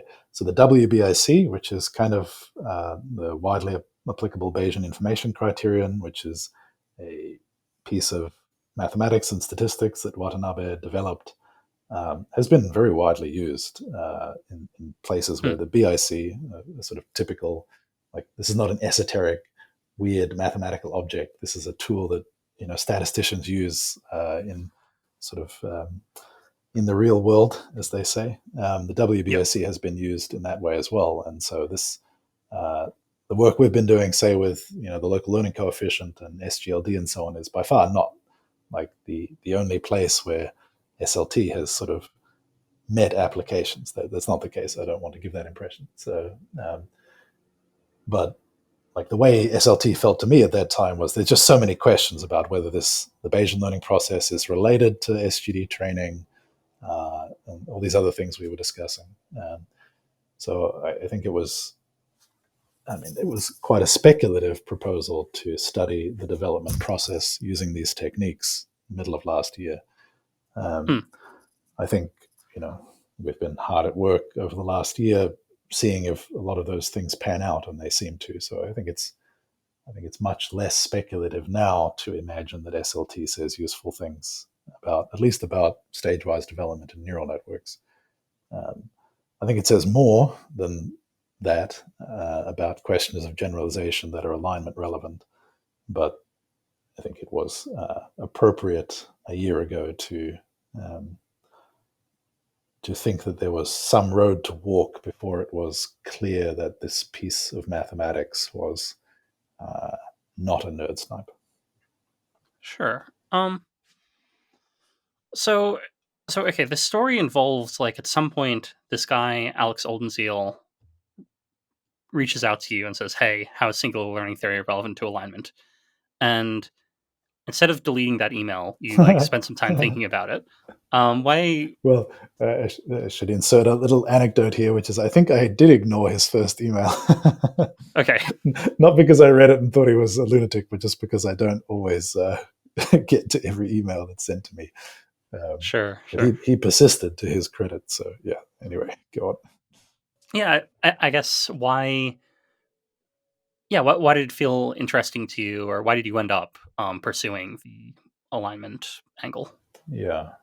I had read some of this literature before in a sort of curious, but it's not my department kind of way. So, Right, right. I quite extensively read Norbert Wiener's work. I'm a big fan of Wiener, and Mm. he's written extensively about in God and Gollum and the human use of human beings and elsewhere, precisely about the control problem or alignment problem, in much the same way as modern authors do. And so I guess I had thought about that and seen that as a sort of pretty serious problem, but not pressing because AI didn't work.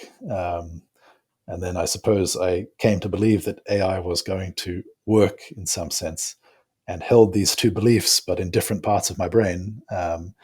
And it was Alexander that sort of caused the cognitive dissonance, the resolution of which Mm. was me actually thinking more about this problem. So that's one aspect of it, just causing me to try and make my beliefs about things coherent. Um, but I think that wouldn't have been sufficient without a second ingredient. And the second ingredient was, uh, okay, to the degree you assign a probability to something like AGI happening in a relatively short period of time, it uh, it has to affect your motivational system for doing long-term fundamental work like mathematics. So, Hmm.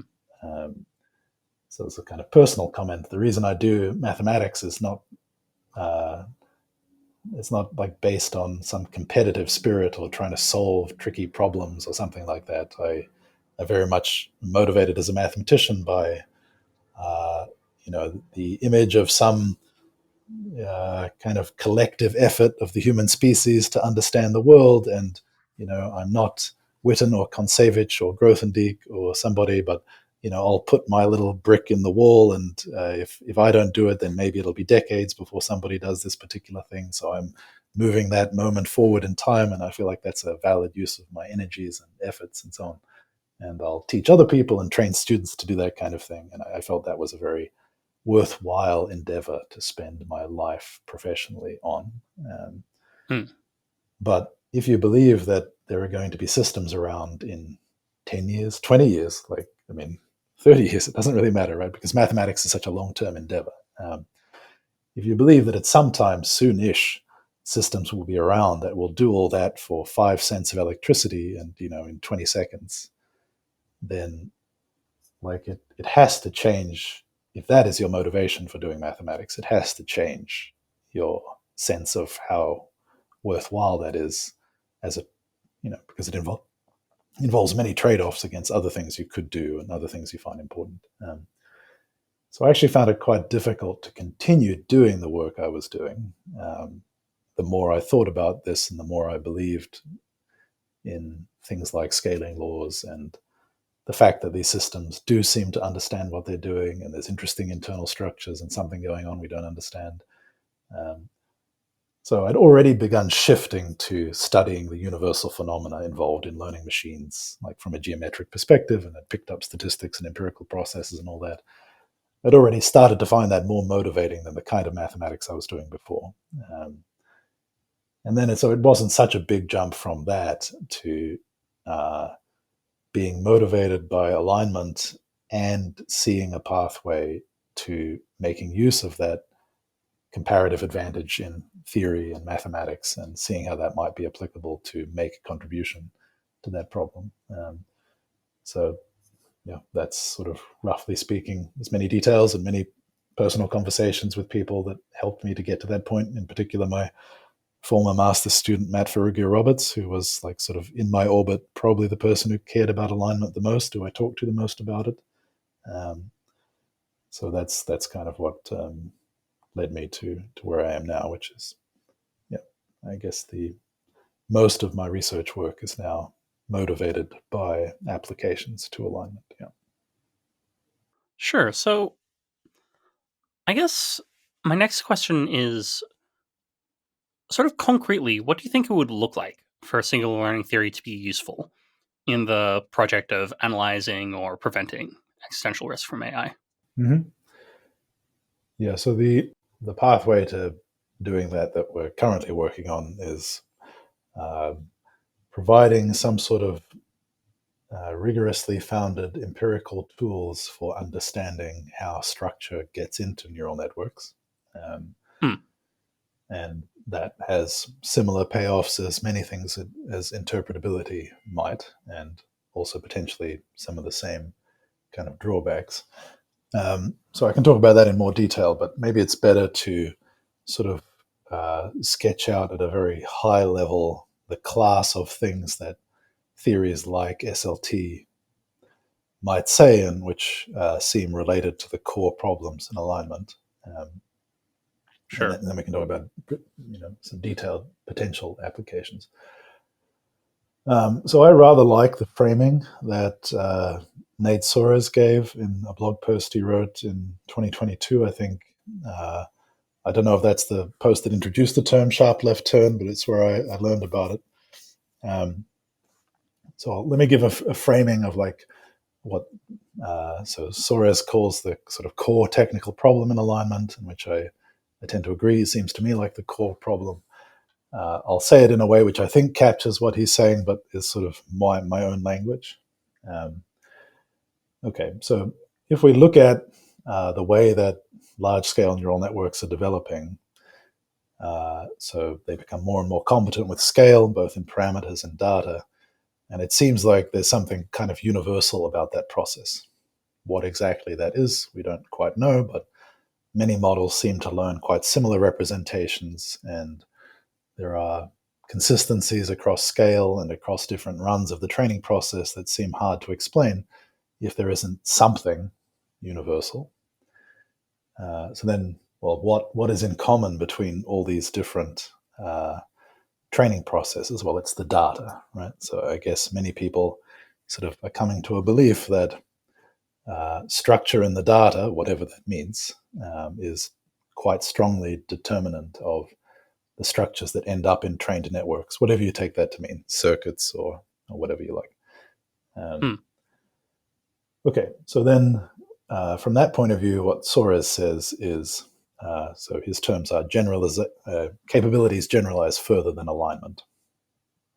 And the way I would put that is, if your approach to alignment is engineering the data distribution, so things like RLHF or safety fine-tuning and so on, fundamentally look like training with modified data that tries to get the network to do the thing you want it to do.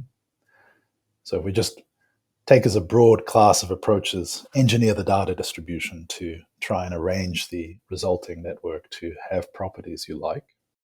So if that's your approach, then you have to be rather concerned with which patterns in the data get written more deeply into the model. Because and Soares' example is arithmetic, right? So if you look in the world, there are many patterns that are explained by arithmetic. So you will expect models to, I don't think this is how current models learn arithmetic, but you could imagine future multimodal models just looking at many scenes in the world and sort of learning to count and then learning rules of arithmetic, et cetera, et cetera. So anyway, there are some patterns in the world that are very deep and fundamental and explain many different samples that you might see. And if this is a universal phenomena, as I believe it is, that the data determines structure in the models, then patterns that are represented more deeply in the world will tend perhaps to get inscribed more deeply into the models. Now, that's a theoretical question, right? So that's like one of the questions you might study from a theoretical lens. Is that actually the case? But the story with DLNs and learning modes of the data distribution in order of their singular values and all that tends to suggest that this is on the right track, and I think SLT has something more general to say about that. I can come back to that later, but I sort of buy this general perspective that in the data there are patterns. Not all patterns are equal. Some are more frequent than others. Some are sort of deeper than others in the sense that they explain more. And capabilities, whatever that means, but like reasoning and planning and the things that instrumental convergence wants to talk about models converging to, these kinds of things might be patterns that are very deeply represented. Whereas the sort of things you're inserting into the data distribution to get the models to do what you want, the kind of things that you're doing with RLHF, for example, might not be as as primary as those other patterns, and therefore the way they get written into the model in the end might be more fragile. And then when there's a large shift in the data distribution, say from training to deployment, or however you want to think about that. So if there's a shift in the data distribution, how do you know which of those structures in your model associated to which structures in the data distribution are going to break and which ones will not? Right? Which ones are sacrificed by the model in order to retain performance? Well, maybe it's the ones that are shallower rather than the ones that are deeper. And on that theory, capabilities generalize further than alignment. So I think that post is sometimes criticized by its emphasis on like the evolutionary perspective on human like the contrast between in lifetime human behavior and what evolution is trying to get people to do and so on. But I think that's missing the point to some degree. I think this general perspective of structure in the data, determining structure in the models, not all structure being equal, and our alignment attempts, if they go through structuring the data, perhaps being outcompeted by structures in the data that are deeper when it comes to what happens when data distributions shift. I think this is a very sensible, very grounded, quite deep perspective on this problem, which, as a mathematician, makes a lot of sense to me. So I think this is a very clear identification of a fundamental problem. I mean, in Bayesian statistics, even absent a concern about alignment, but it does seem to me to be quite a serious problem if you're attempting to do alignment by engineering the data distribution. So that's, I think, my mainline sort of interest is in approaching that problem. And, well, we can talk about how you might do that. Obviously, it's a difficult and deep problem empirically, theoretically. And so we're sort of building up to that in various ways. But I think that is the core problem that needs to be solved. Yeah. Sure. I guess yeah, if you put it like that, it's not obvious to me what it would look like Oh, yeah, for singular learning theory to address this, right? sure. Like maybe it suggests something about like understanding patterns in data and which ones are more fundamental or not. Uh, but it's I don't know, that's a very rough guess. Yeah, so uh, I can lay out a kind of story of how that might look. Obviously, this is a motivating story, but not one that has a lot of support right now. I can Hmm. say the ingredients that lead into me thinking that story is like has some content to it. Hmm. Okay, so we've been studying for the last year how the training process looks in models of various sizes, right, and what SLT says about that. Um, Hmm. and part of the reason for doing that is because we think, and this is not, I mean, other people have independent reasons for thinking this, but like from an SLT perspective, we think that the training process, the structure of the training process or learning process, reflects the structure of the data. What things are in it, what's important, what's not. So if it's correct that the structure of the data is somehow revealed in the structure of the learning process, and that also sort of informs the structure that the internal structures in the model that sort of emerge and then affect later structure and then are present in the final model. Um, so that starts to give you some insight into not only how, like the mechanism by which structures in the data become structures in the model. So that link, if you don't have that link, you can't really do much, right? I mean, so if you can understand how structure in the data becomes structures, say circuits or whatever, in the final model, Hmm. so that's already something. Um, then if you also understand the sort of relative hierarchy of importance, like how would you measure that? I mean, there's several things you'd want to do in order to get at this question, right? You'd want to be able to, first of all, know what the structure in the data is. Well, unfortunately, like training networks is probably the best way to find out what the structure in the data is. Hmm. But suppose you've trained a network which sort of is a reflection, it's sort of like holding a mirror up to the data, and you get a bunch of structure in that model. Well, then you're just looking at a big list of circuits. Well, how do you tell which kinds of structure are associated to deep things in the data, which are very robust and will survive under large scale perturbations, and very fragile structures that are somewhat less likely to survive perturbations in the data distribution if you're to like keep training or expose the network to further learning.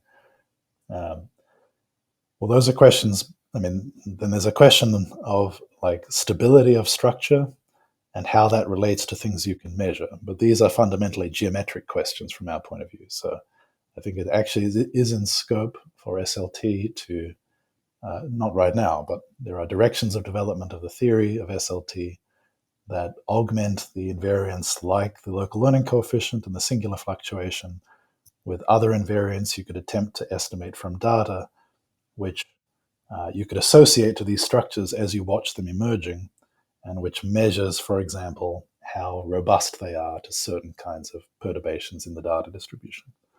So that you get some idea of not only what structure is in the model, but what is kind of deep and what is shallow. And how that pays off for alignment exactly, I mean, I guess it's hard to say right now, but this seems like the kind of understanding you would need to have if you were to deal with this problem of generalization of capabilities outpacing alignment. If you were to have, empirical and theoretical tools for talking about this sensibly, you'd at least have to do those things, it seems to me. So that's how I would see concretely. I mean, we have ideas for how to do all those things, but it's still very early. I mean, the part that we sort of understand better is the correspondence between structure in the data and development and the stages and how those stages do have some geometric content. That's what the changes in the local learning coefficient says. So all of that points in some direction that makes me think that the story I was just telling has some content to it. But that is how I like the optimistic story of how SLT might be applied to solve eventually, or be part of the solution to that problem that we're working towards. Yeah. Sure. So I guess, yeah, if I think about what this looks like concretely, so one version of it is this developmental interpretability style approach of, understanding, are there phase transitions in models? Like, at what points do models like really start learning a thing versus a different thing? And then I also see some work trying to think about what I would think of as inductive biases. Mhm. So in particular, there's this less wrong post. Is that too undignified? I don't know if you posted it elsewhere, but there's this thing you posted Not about like undignified. Yes, it was a less wrong short, post. Yes.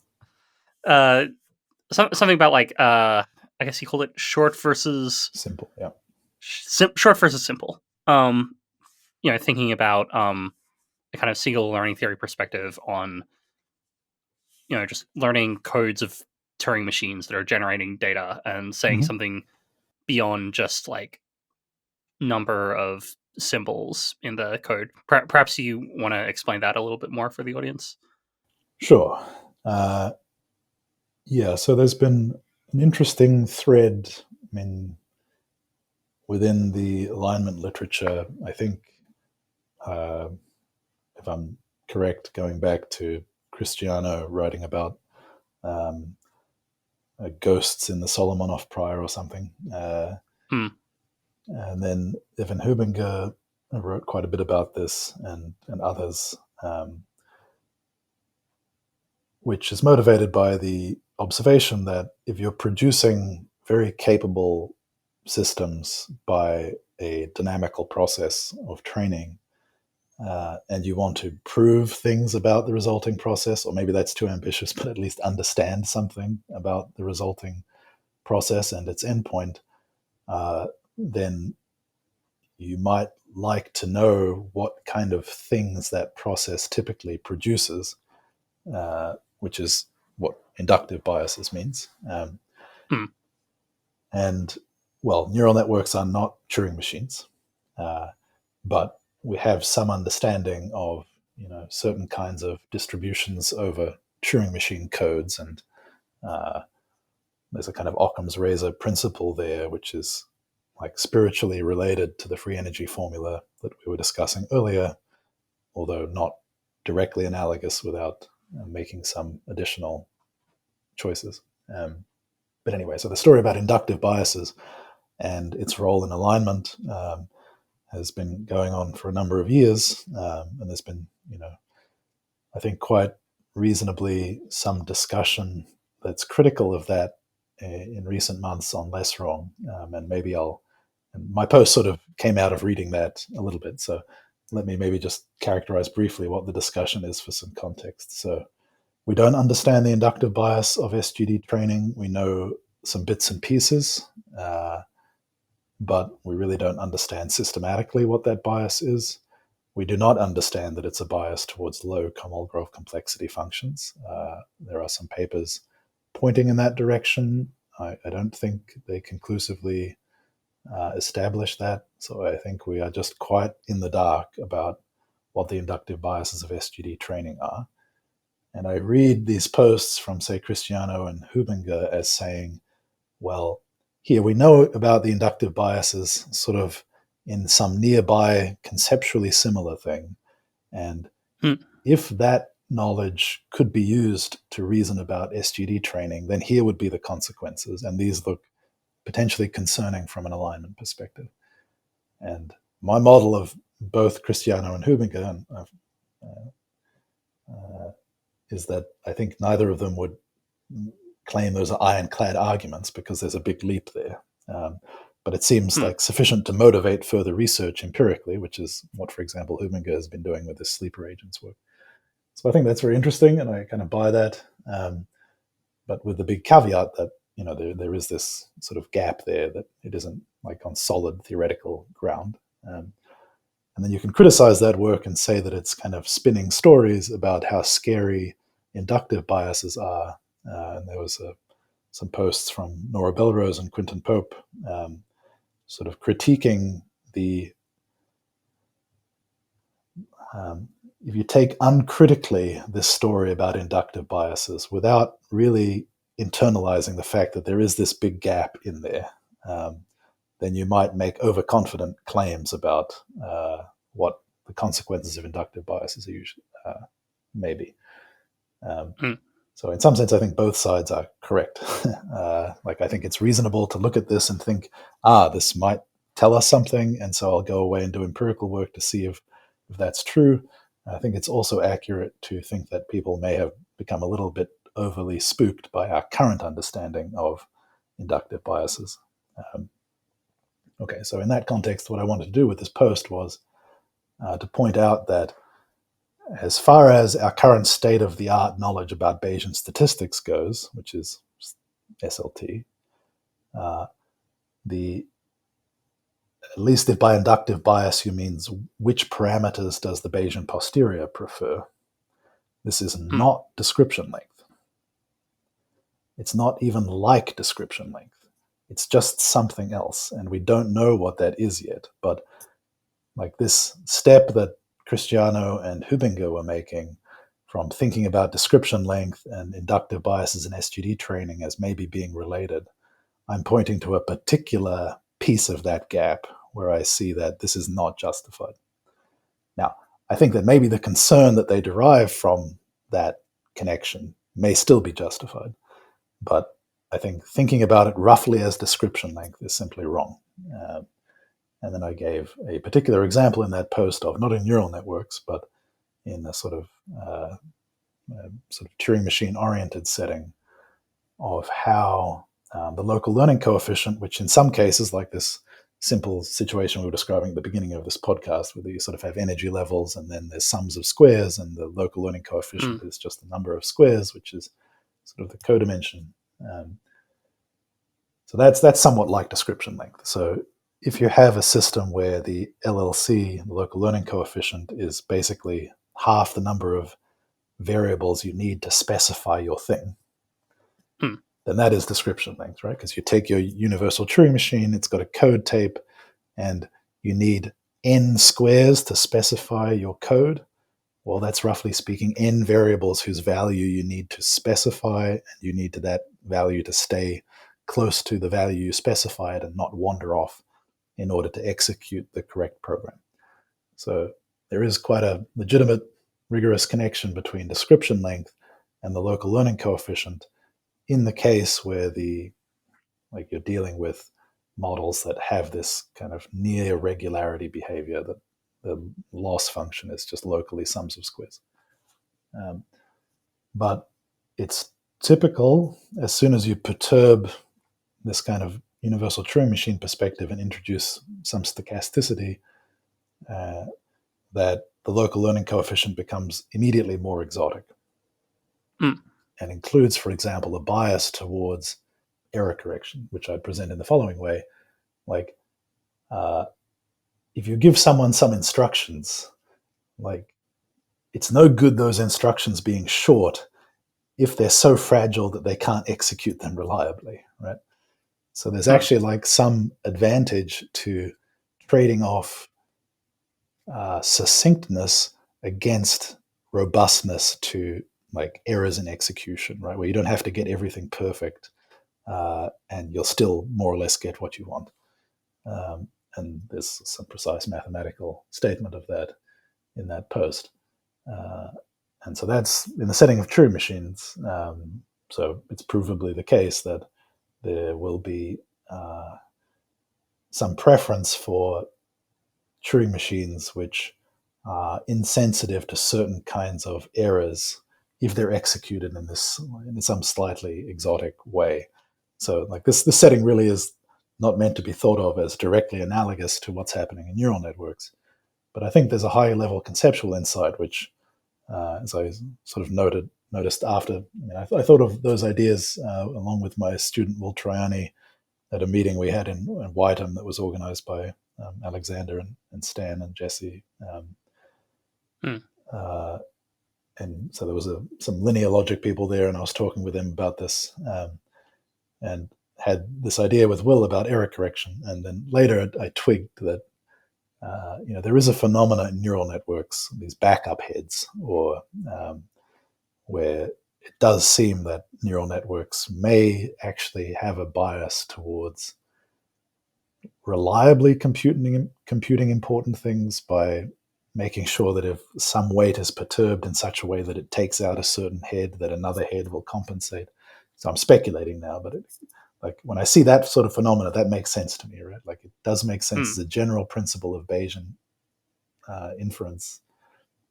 Sorry, just a general principle of Bayesian statistics that uh, short is not necessarily better. Like degenerate is better, and degenerate can be both short but also like redundant. Right. So I guess this points to sort of a qualitatively different way that singular learning theory could be useful. Where one way is kind of understanding developmental stages and the how structure gets learned, over time with data. And I guess there's this other approach, which is like better understanding what kinds of solutions Bayesian inference is going to prefer in these sorts of messy systems, and maybe that helps inform arguments that people tend to have about, um, what sorts of nasty solutions should we expect to get. Mm-hmm. Um, Mm-hmm. th- does that seem fair to you? Yeah, I think so. Yeah, I guess this observation about the inductive biases has sort of been on the side or something because we've been busy with other things. But I do think that.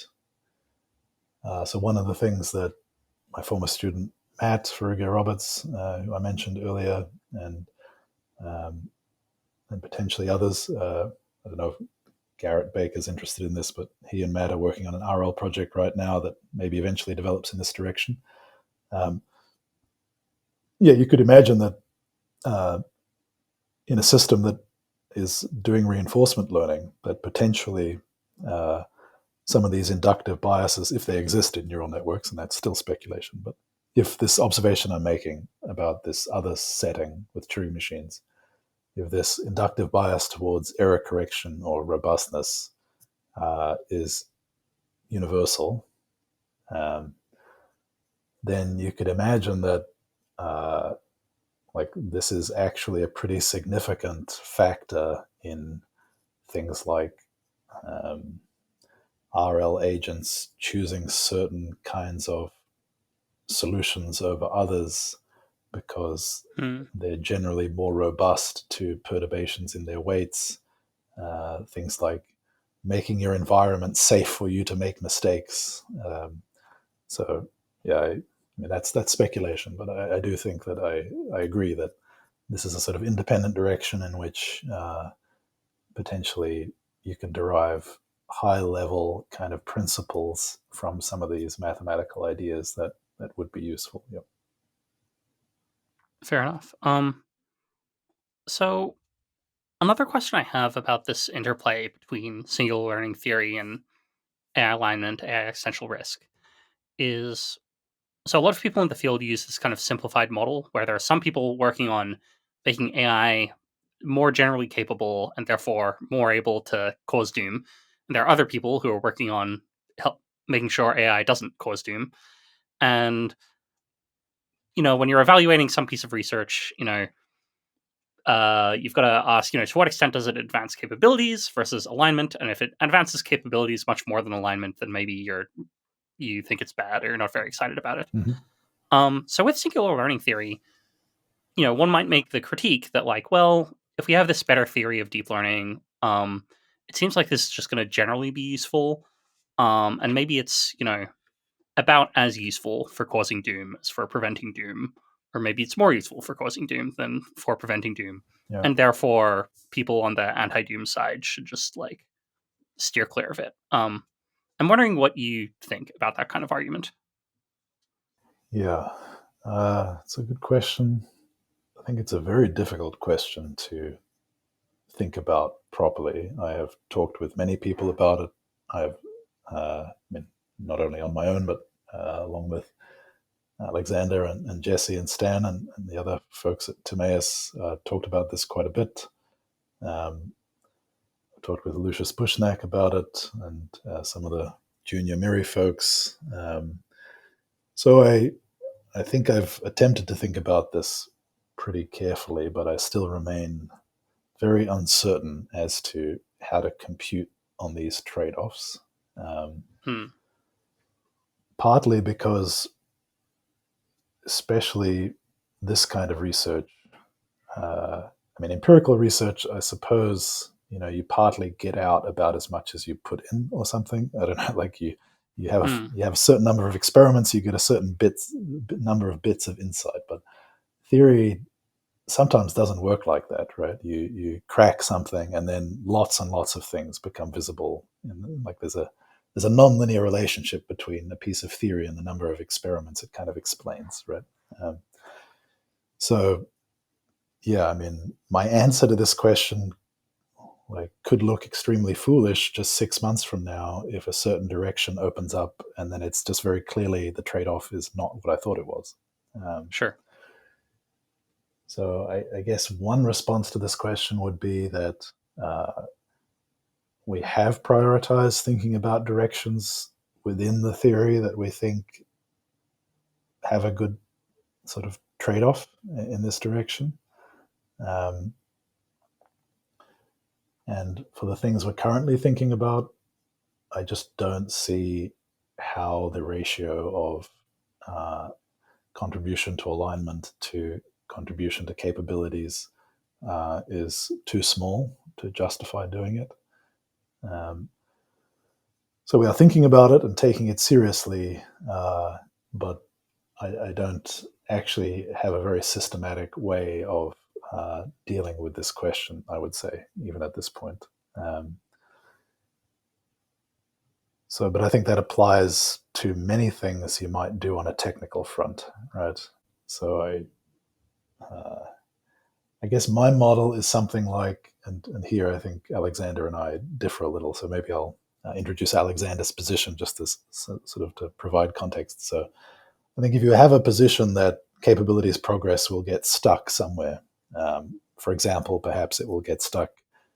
Maybe the main way in which people imagine it might get stuck is that there's some fundamental gap between the kind of reasoning that can be easily represented in current models and the kind of reasoning that we do, and that you need some genuine insight into something involved, architecture or training processes or data or whatever. You need some genuine insight to get you all the way to AGI. And there's some threshold there. And that's between us and the sort of doom. Um, if there is such a threshold, then conceivably you get unstuck by having better theory of how universal learning machines work and the relationship between data and structure, and then you can reverse engineer that to design better architectures. So I guess that's kind of pretty obviously the mainline way in which SLT has a disproportionate negative impact on could have a negative impact.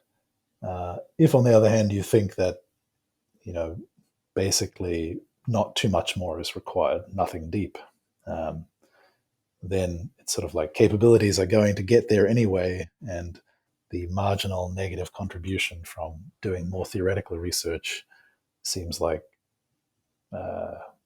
not that important.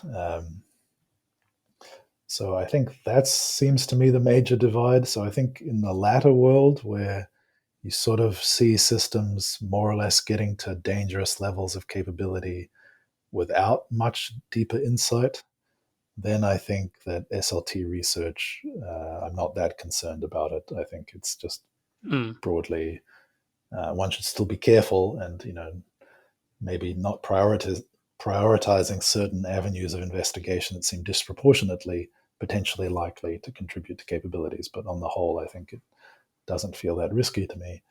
In the former case, where there really is going to be a threshold that needs to be cracked with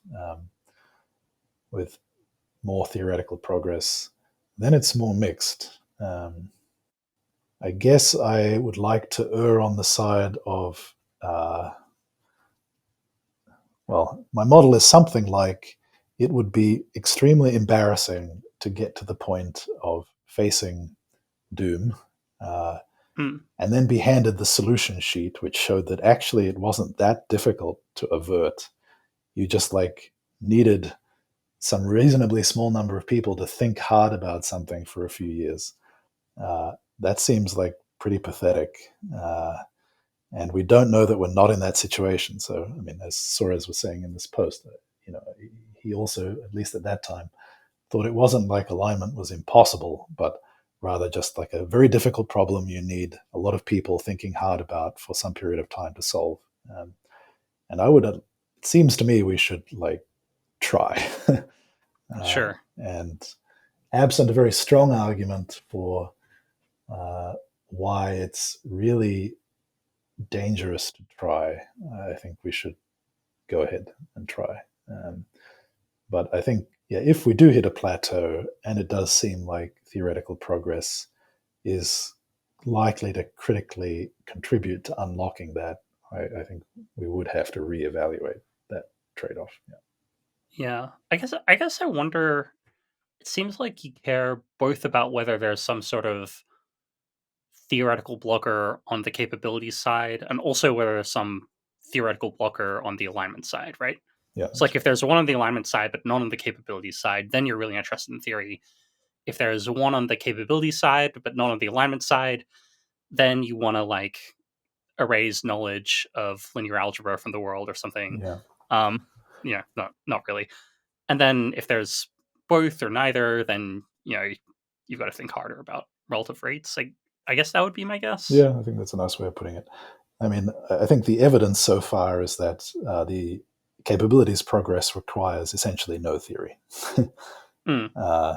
Whereas alignment progress seems to, so far, not have benefited tremendously from empirical work. I mean, I guess it's fair to say that the big labs are pushing hard on that and believe in that, and I don't know that they're wrong about that.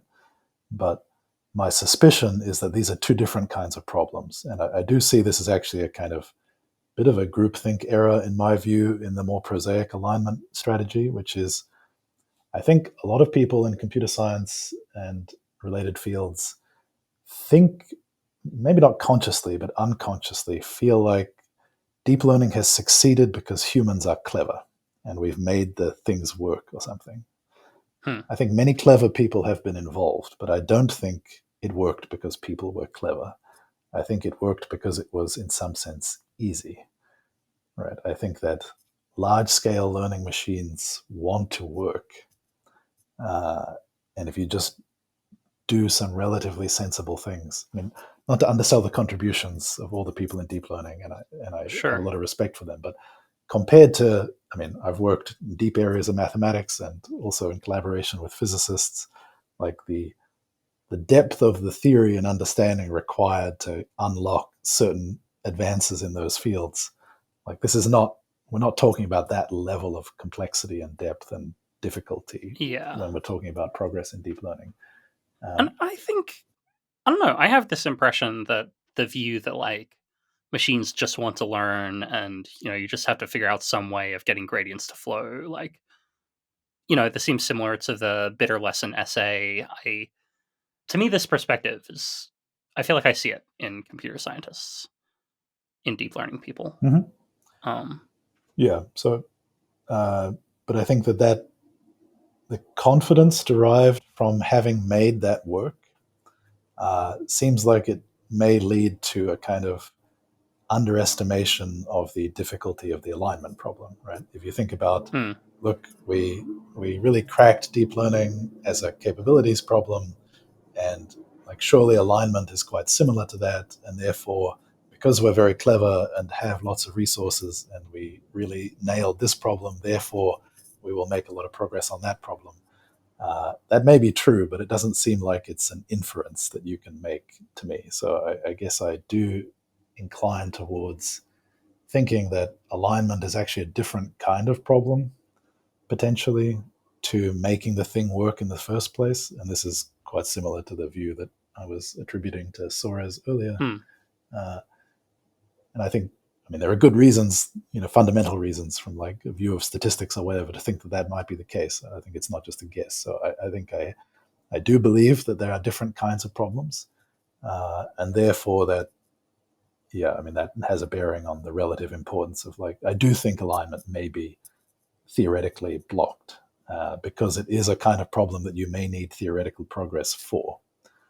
Now, yeah, I suppose if, uh, what does that mean? So if we look at the empirical approaches to alignment that are happening in the big labs, and they seem to really be making significant contributions to the core problems of alignment, and at the same time capabilities sort of seem blocked, then I guess that does necessarily mean that I would move against my view on the relative value of theoretical progress, because it might not be necessary for alignment but might unblock capabilities progress or something. Yeah.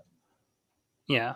For what it's worth, I think, at least for many people, I get the impression that kind of optimism about prosaic alignment thing maybe comes more from this idea that, somehow the key to alignment is kind of in the data, and we've just got to figure out a way to tap into it, rather than, we're all very smart and we can solve hard problems, and alignment's just as hard as making capabilities work. Mhm. Maybe there are so like, I guess, I this is my interpretation of what I guess people like Nora Belrose, Quentin Pope, Matthew Barnett think. They're welcome to correct me. I might be misrepresenting them. I guess there's also a point of view of people like Jan LeCun who think that we're not going to have things that are very agentic, so we kind of don't need to worry about it. Maybe that is kind of a different perspective. Um, Mhm. sure. So I guess changing topics a bit. Suppose someone has listened to this podcast and they're kind of interested in this research program of developing singular learning theory, making it useful for AI alignment things. What are the open problems or the open like research directions that they could potentially tap into? Mhm. Yeah, so I'll name a few, but there is a list on the devinterp webpage. So if you go to devinterp, devinterp.com, there's an open problems page, and there's a Discord there where this question gets asked fairly frequently, and you'll find some replies. Hmm. Yeah, I think, let me see. So maybe there are several different categories of things which are more or less suited to people with different kinds of backgrounds. So I think there already are, and will be an increasing number of people coming from like pure mathematics or rather theoretical ends of physics who ask this question. To them, I have different answers to people coming from like ML or computer science. So maybe I'll start with the more concrete end and then move into the more abstract end. So Sure. on the concrete front, So the current central tool in developmental interpretability is local learning coefficient estimation. I mentioned that this work that Zach and Edmund did gives us some confidence in those estimates for deep linear networks. But there is a lot of expertise out there in approximate Bayesian sampling, from people in probabilistic programming to just Bayesian statistics in general. And I think a lot more could be done to understand the question of why SGLD is working to the extent it works. So I've posed this. There was a recent deep learning theory conference in Lorne organized by my colleague Susan and Peter Bartlett at DeepMind. And I pose this as an open problem there. I think it's a good problem. So the original paper that introduced SGLD has a kind of proof that it should be a good sampler, but this proof, I wouldn't say it's actually a proof of what you informally mean when you say SGLD works. So I would say it's actually a mystery why SGLD is accurately sampling the LLC, even in deep linear networks. Understanding that would give us some clue as to how to improve it or understand what it's doing more generally. And this kind of scalable approximate Bayesian sampling will be fundamental to many other things we'll do in the future with SLT. So if we want to understand more about the learned structure in neural networks, how the local geometry relates to the structure of circuits, et cetera, all of that will, at the bottom, rely on better and better understanding of these approximate sampling techniques. So I would say there's a large class of important fundamental questions to do with that. A second class of questions, more empirically, is studying stage-wise development in more systems, taking the kind of toolkit that we've now developed and applied to deep linear networks, to the toy model of superposition and small transformers, just running that on different systems. We had some math scholars, Cindy Wu and Garrett Baker and Xinyu Qian, looking at this recently, and there's a lot more in that direction one can do. I think those are sort of the main. Beyond that, maybe I'll defer to the list of open problems on the webpage and talk about some more intermediate questions. So there's a lot more people at the moment with ML backgrounds interested in developmental interpretability than there are with the kind of mathematical backgrounds that would be required to do more translation work. So at the moment, there are various other things in SLT, like the singular fluctuation, which we haven't been using extensively yet, but which we're starting to use. And I know there's a PhD student of Chaudhary who's investigating it, and maybe a few others. But this is the other principal invariant besides the learning coefficient in SLT, which should also tell us something interesting about development and structure, but which hasn't been extensively used yet. So that's another interesting direction. There's sort of of course, you can just take quantities and go and empirically use them. But then there's questions like using the local learning coefficient. There's some subtleties, like the role of the inverse temperature and so on. And there are theoretical answers to the question, like, is it okay for me to do X, right? When you're doing local learning coefficient estimation, are you allowed to use a different inverse temperature? Well, it turns out you are, but the reason for that has some theoretical basis. And there is a lower set of people who can look at the theory and know that it's justified to do X. So if you have a bit more of a mathematical background, helping to lay out more foundations for knowing which things are sensible to do with these quantities is important. Singular fluctuation is one. Then ranging through to the more theoretical, at the moment, it's basically Simon and myself and my PhD student Zhongtian, who have a strong background in geometry and are working on SLT. Simon Laholier, who I mentioned earlier. So currently a big problem with SLT is that it makes use of the resolution of singularities to do a lot of these integrals, but that resolution of singularities procedure is kind of hardcore or something. It's a little bit hard to extract intuition from. So we do have an alternative perspective on the core geometry going on there based on something called jet schemes, which has a much more dynamical flavor. And Simon's been working on that, and Zhongtian as well, me a little bit.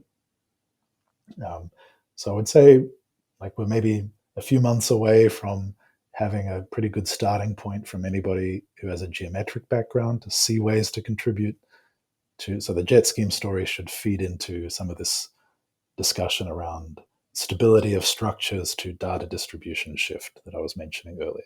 So that's one of there's lots of kind of interesting theoretical open problems there to do with deformation of singularities that should have a bearing on kind of basic questions in data distribution change in Bayesian statistics.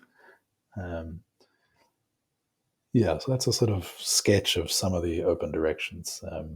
But yeah, there's relative to the number of things to be done, there are very few people working on this. So yeah, there's if you have you should, if you want to work on this, show up in the Discord or DM me or email me and ask this question, and then I will ask what your background is, and I will provide a more detailed answer.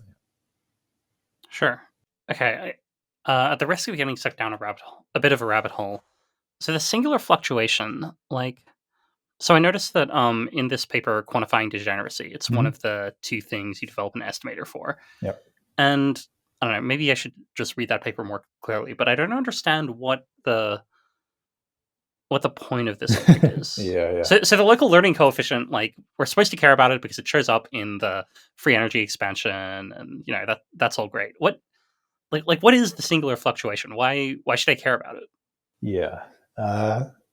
Okay, I'll give two answers. The relation between them is sort of in the mathematics and maybe not so clear, but the first answer, which is I think the answer Watanabe would give, or rather the Grey Book would give, is that so if you look at the gap between, so we were talking earlier about the kind of theoretical generalization error, right? The KL divergence from the truth to the predictive distribution, which is some theoretical object, you'll never know what that is. Yep. But so you're interested then in the gap between that and something you can actually estimate, which you could call the training error. It's what Watanabe calls the training error. I think one should not conflate that with some other meaning of training error that you might have in mind. But anyway, it's some form of generalization error which can be estimated from samples. Okay. So if you can understand that gap, then obviously you can understand the theoretical object. And that gap is described by a theorem in terms of the local learning, or the learning coefficient, and the singular fluctuation. So the singular fluctuation controls the gap between these theoretical and empirical quantities. Is one way of thinking about it. So that sort of is its theoretical significance. It's much less understood. So Watanabe flags in a few different places that this is something he would be particularly interested in people studying. So, for example, we don't know bounds on it in the way that we might know bounds on the local learning coefficient. You can estimate it from samples in a similar way.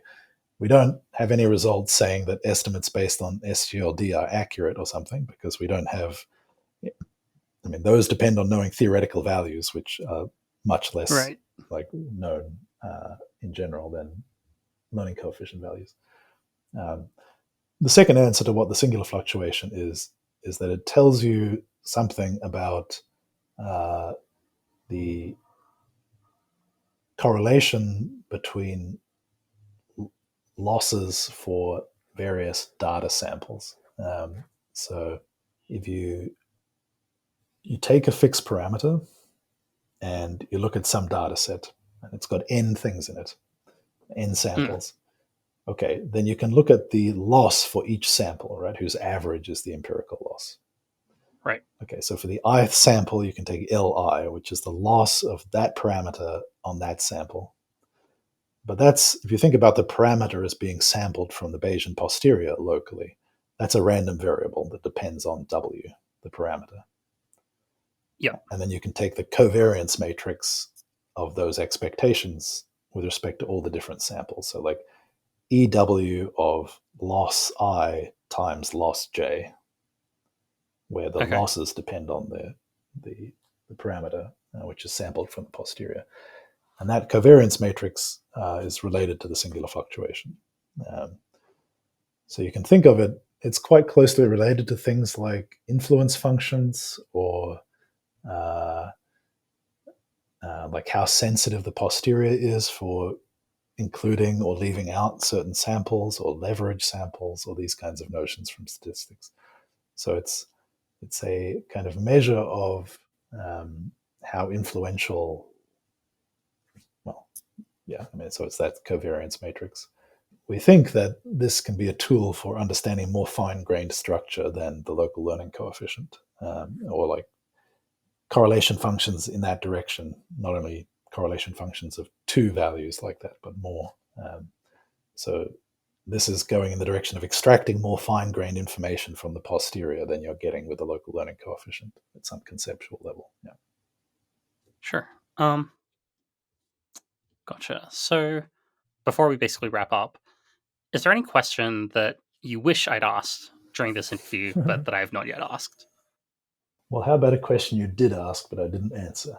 So we can circle Sure. back to you asked me, I think, at some point about how to think about the local learning coefficient for neural networks. And then I told some story about a simplified setting. So maybe I'll just briefly come back to that. So if you think about given an architecture and given data, the loss function represents constraints, right? It represents a constraint for certain parameters to represent certain relationships between inputs and outputs. And the more constraints you impose, somehow the closer you get to some particular kind of underlying constraint. So that's what the population loss is telling you. But if you think about, okay, so what are constraints? Constraints are equations, and there's like several ways of combining equations, right? So if I tell you constraint f equals 0 and constraint g equals 0, then you can say this constraint or that constraint. And that is the equation fg equals 0, right? Because if fg is 0, then either f is 0 or g is 0. Yep. And if you say the constraint f equals 0 and the constraint g equals 0, then that's kind of like taking the sum. Not quite. You have to take all linear combinations to encode the and. This is sort of one of the things geometry talks about. But so that would be taking the ideal generated by f and g. But basically, like taking two constraints and taking their conjunction means something like taking their sum.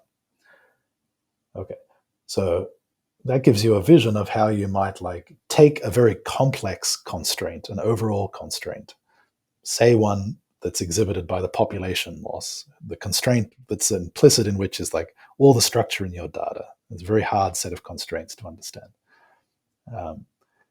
And the geometry of the level sets of the population loss like is those constraints, right? That is like the definition of what geometry is. It's telling you all the different ways in which you can vary parameters in such a way that you obey the constraints.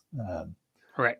So like it's in some sense tautological that the geometry of the population loss is the study of those constraints that are implicit in the data. And I've just given you a mechanism for imagining how complex constraints could be expressed in terms of simpler, more atomic constraints, right? By expressing that population loss as, for example, a sum of positive things, such that minimizing it means like minimizing all the separate things. That would be one decomposition. That's kind of looks like an and. And then if I give you any individual one of those things, writing it as a product would like give you a way of decomposing it with ors.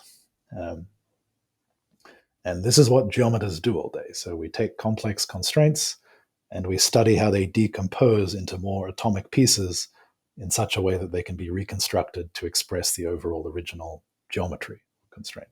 Sure. So this is sort of how geometry can be applied to, first of all, why the structure in the data becomes structure of the geometry.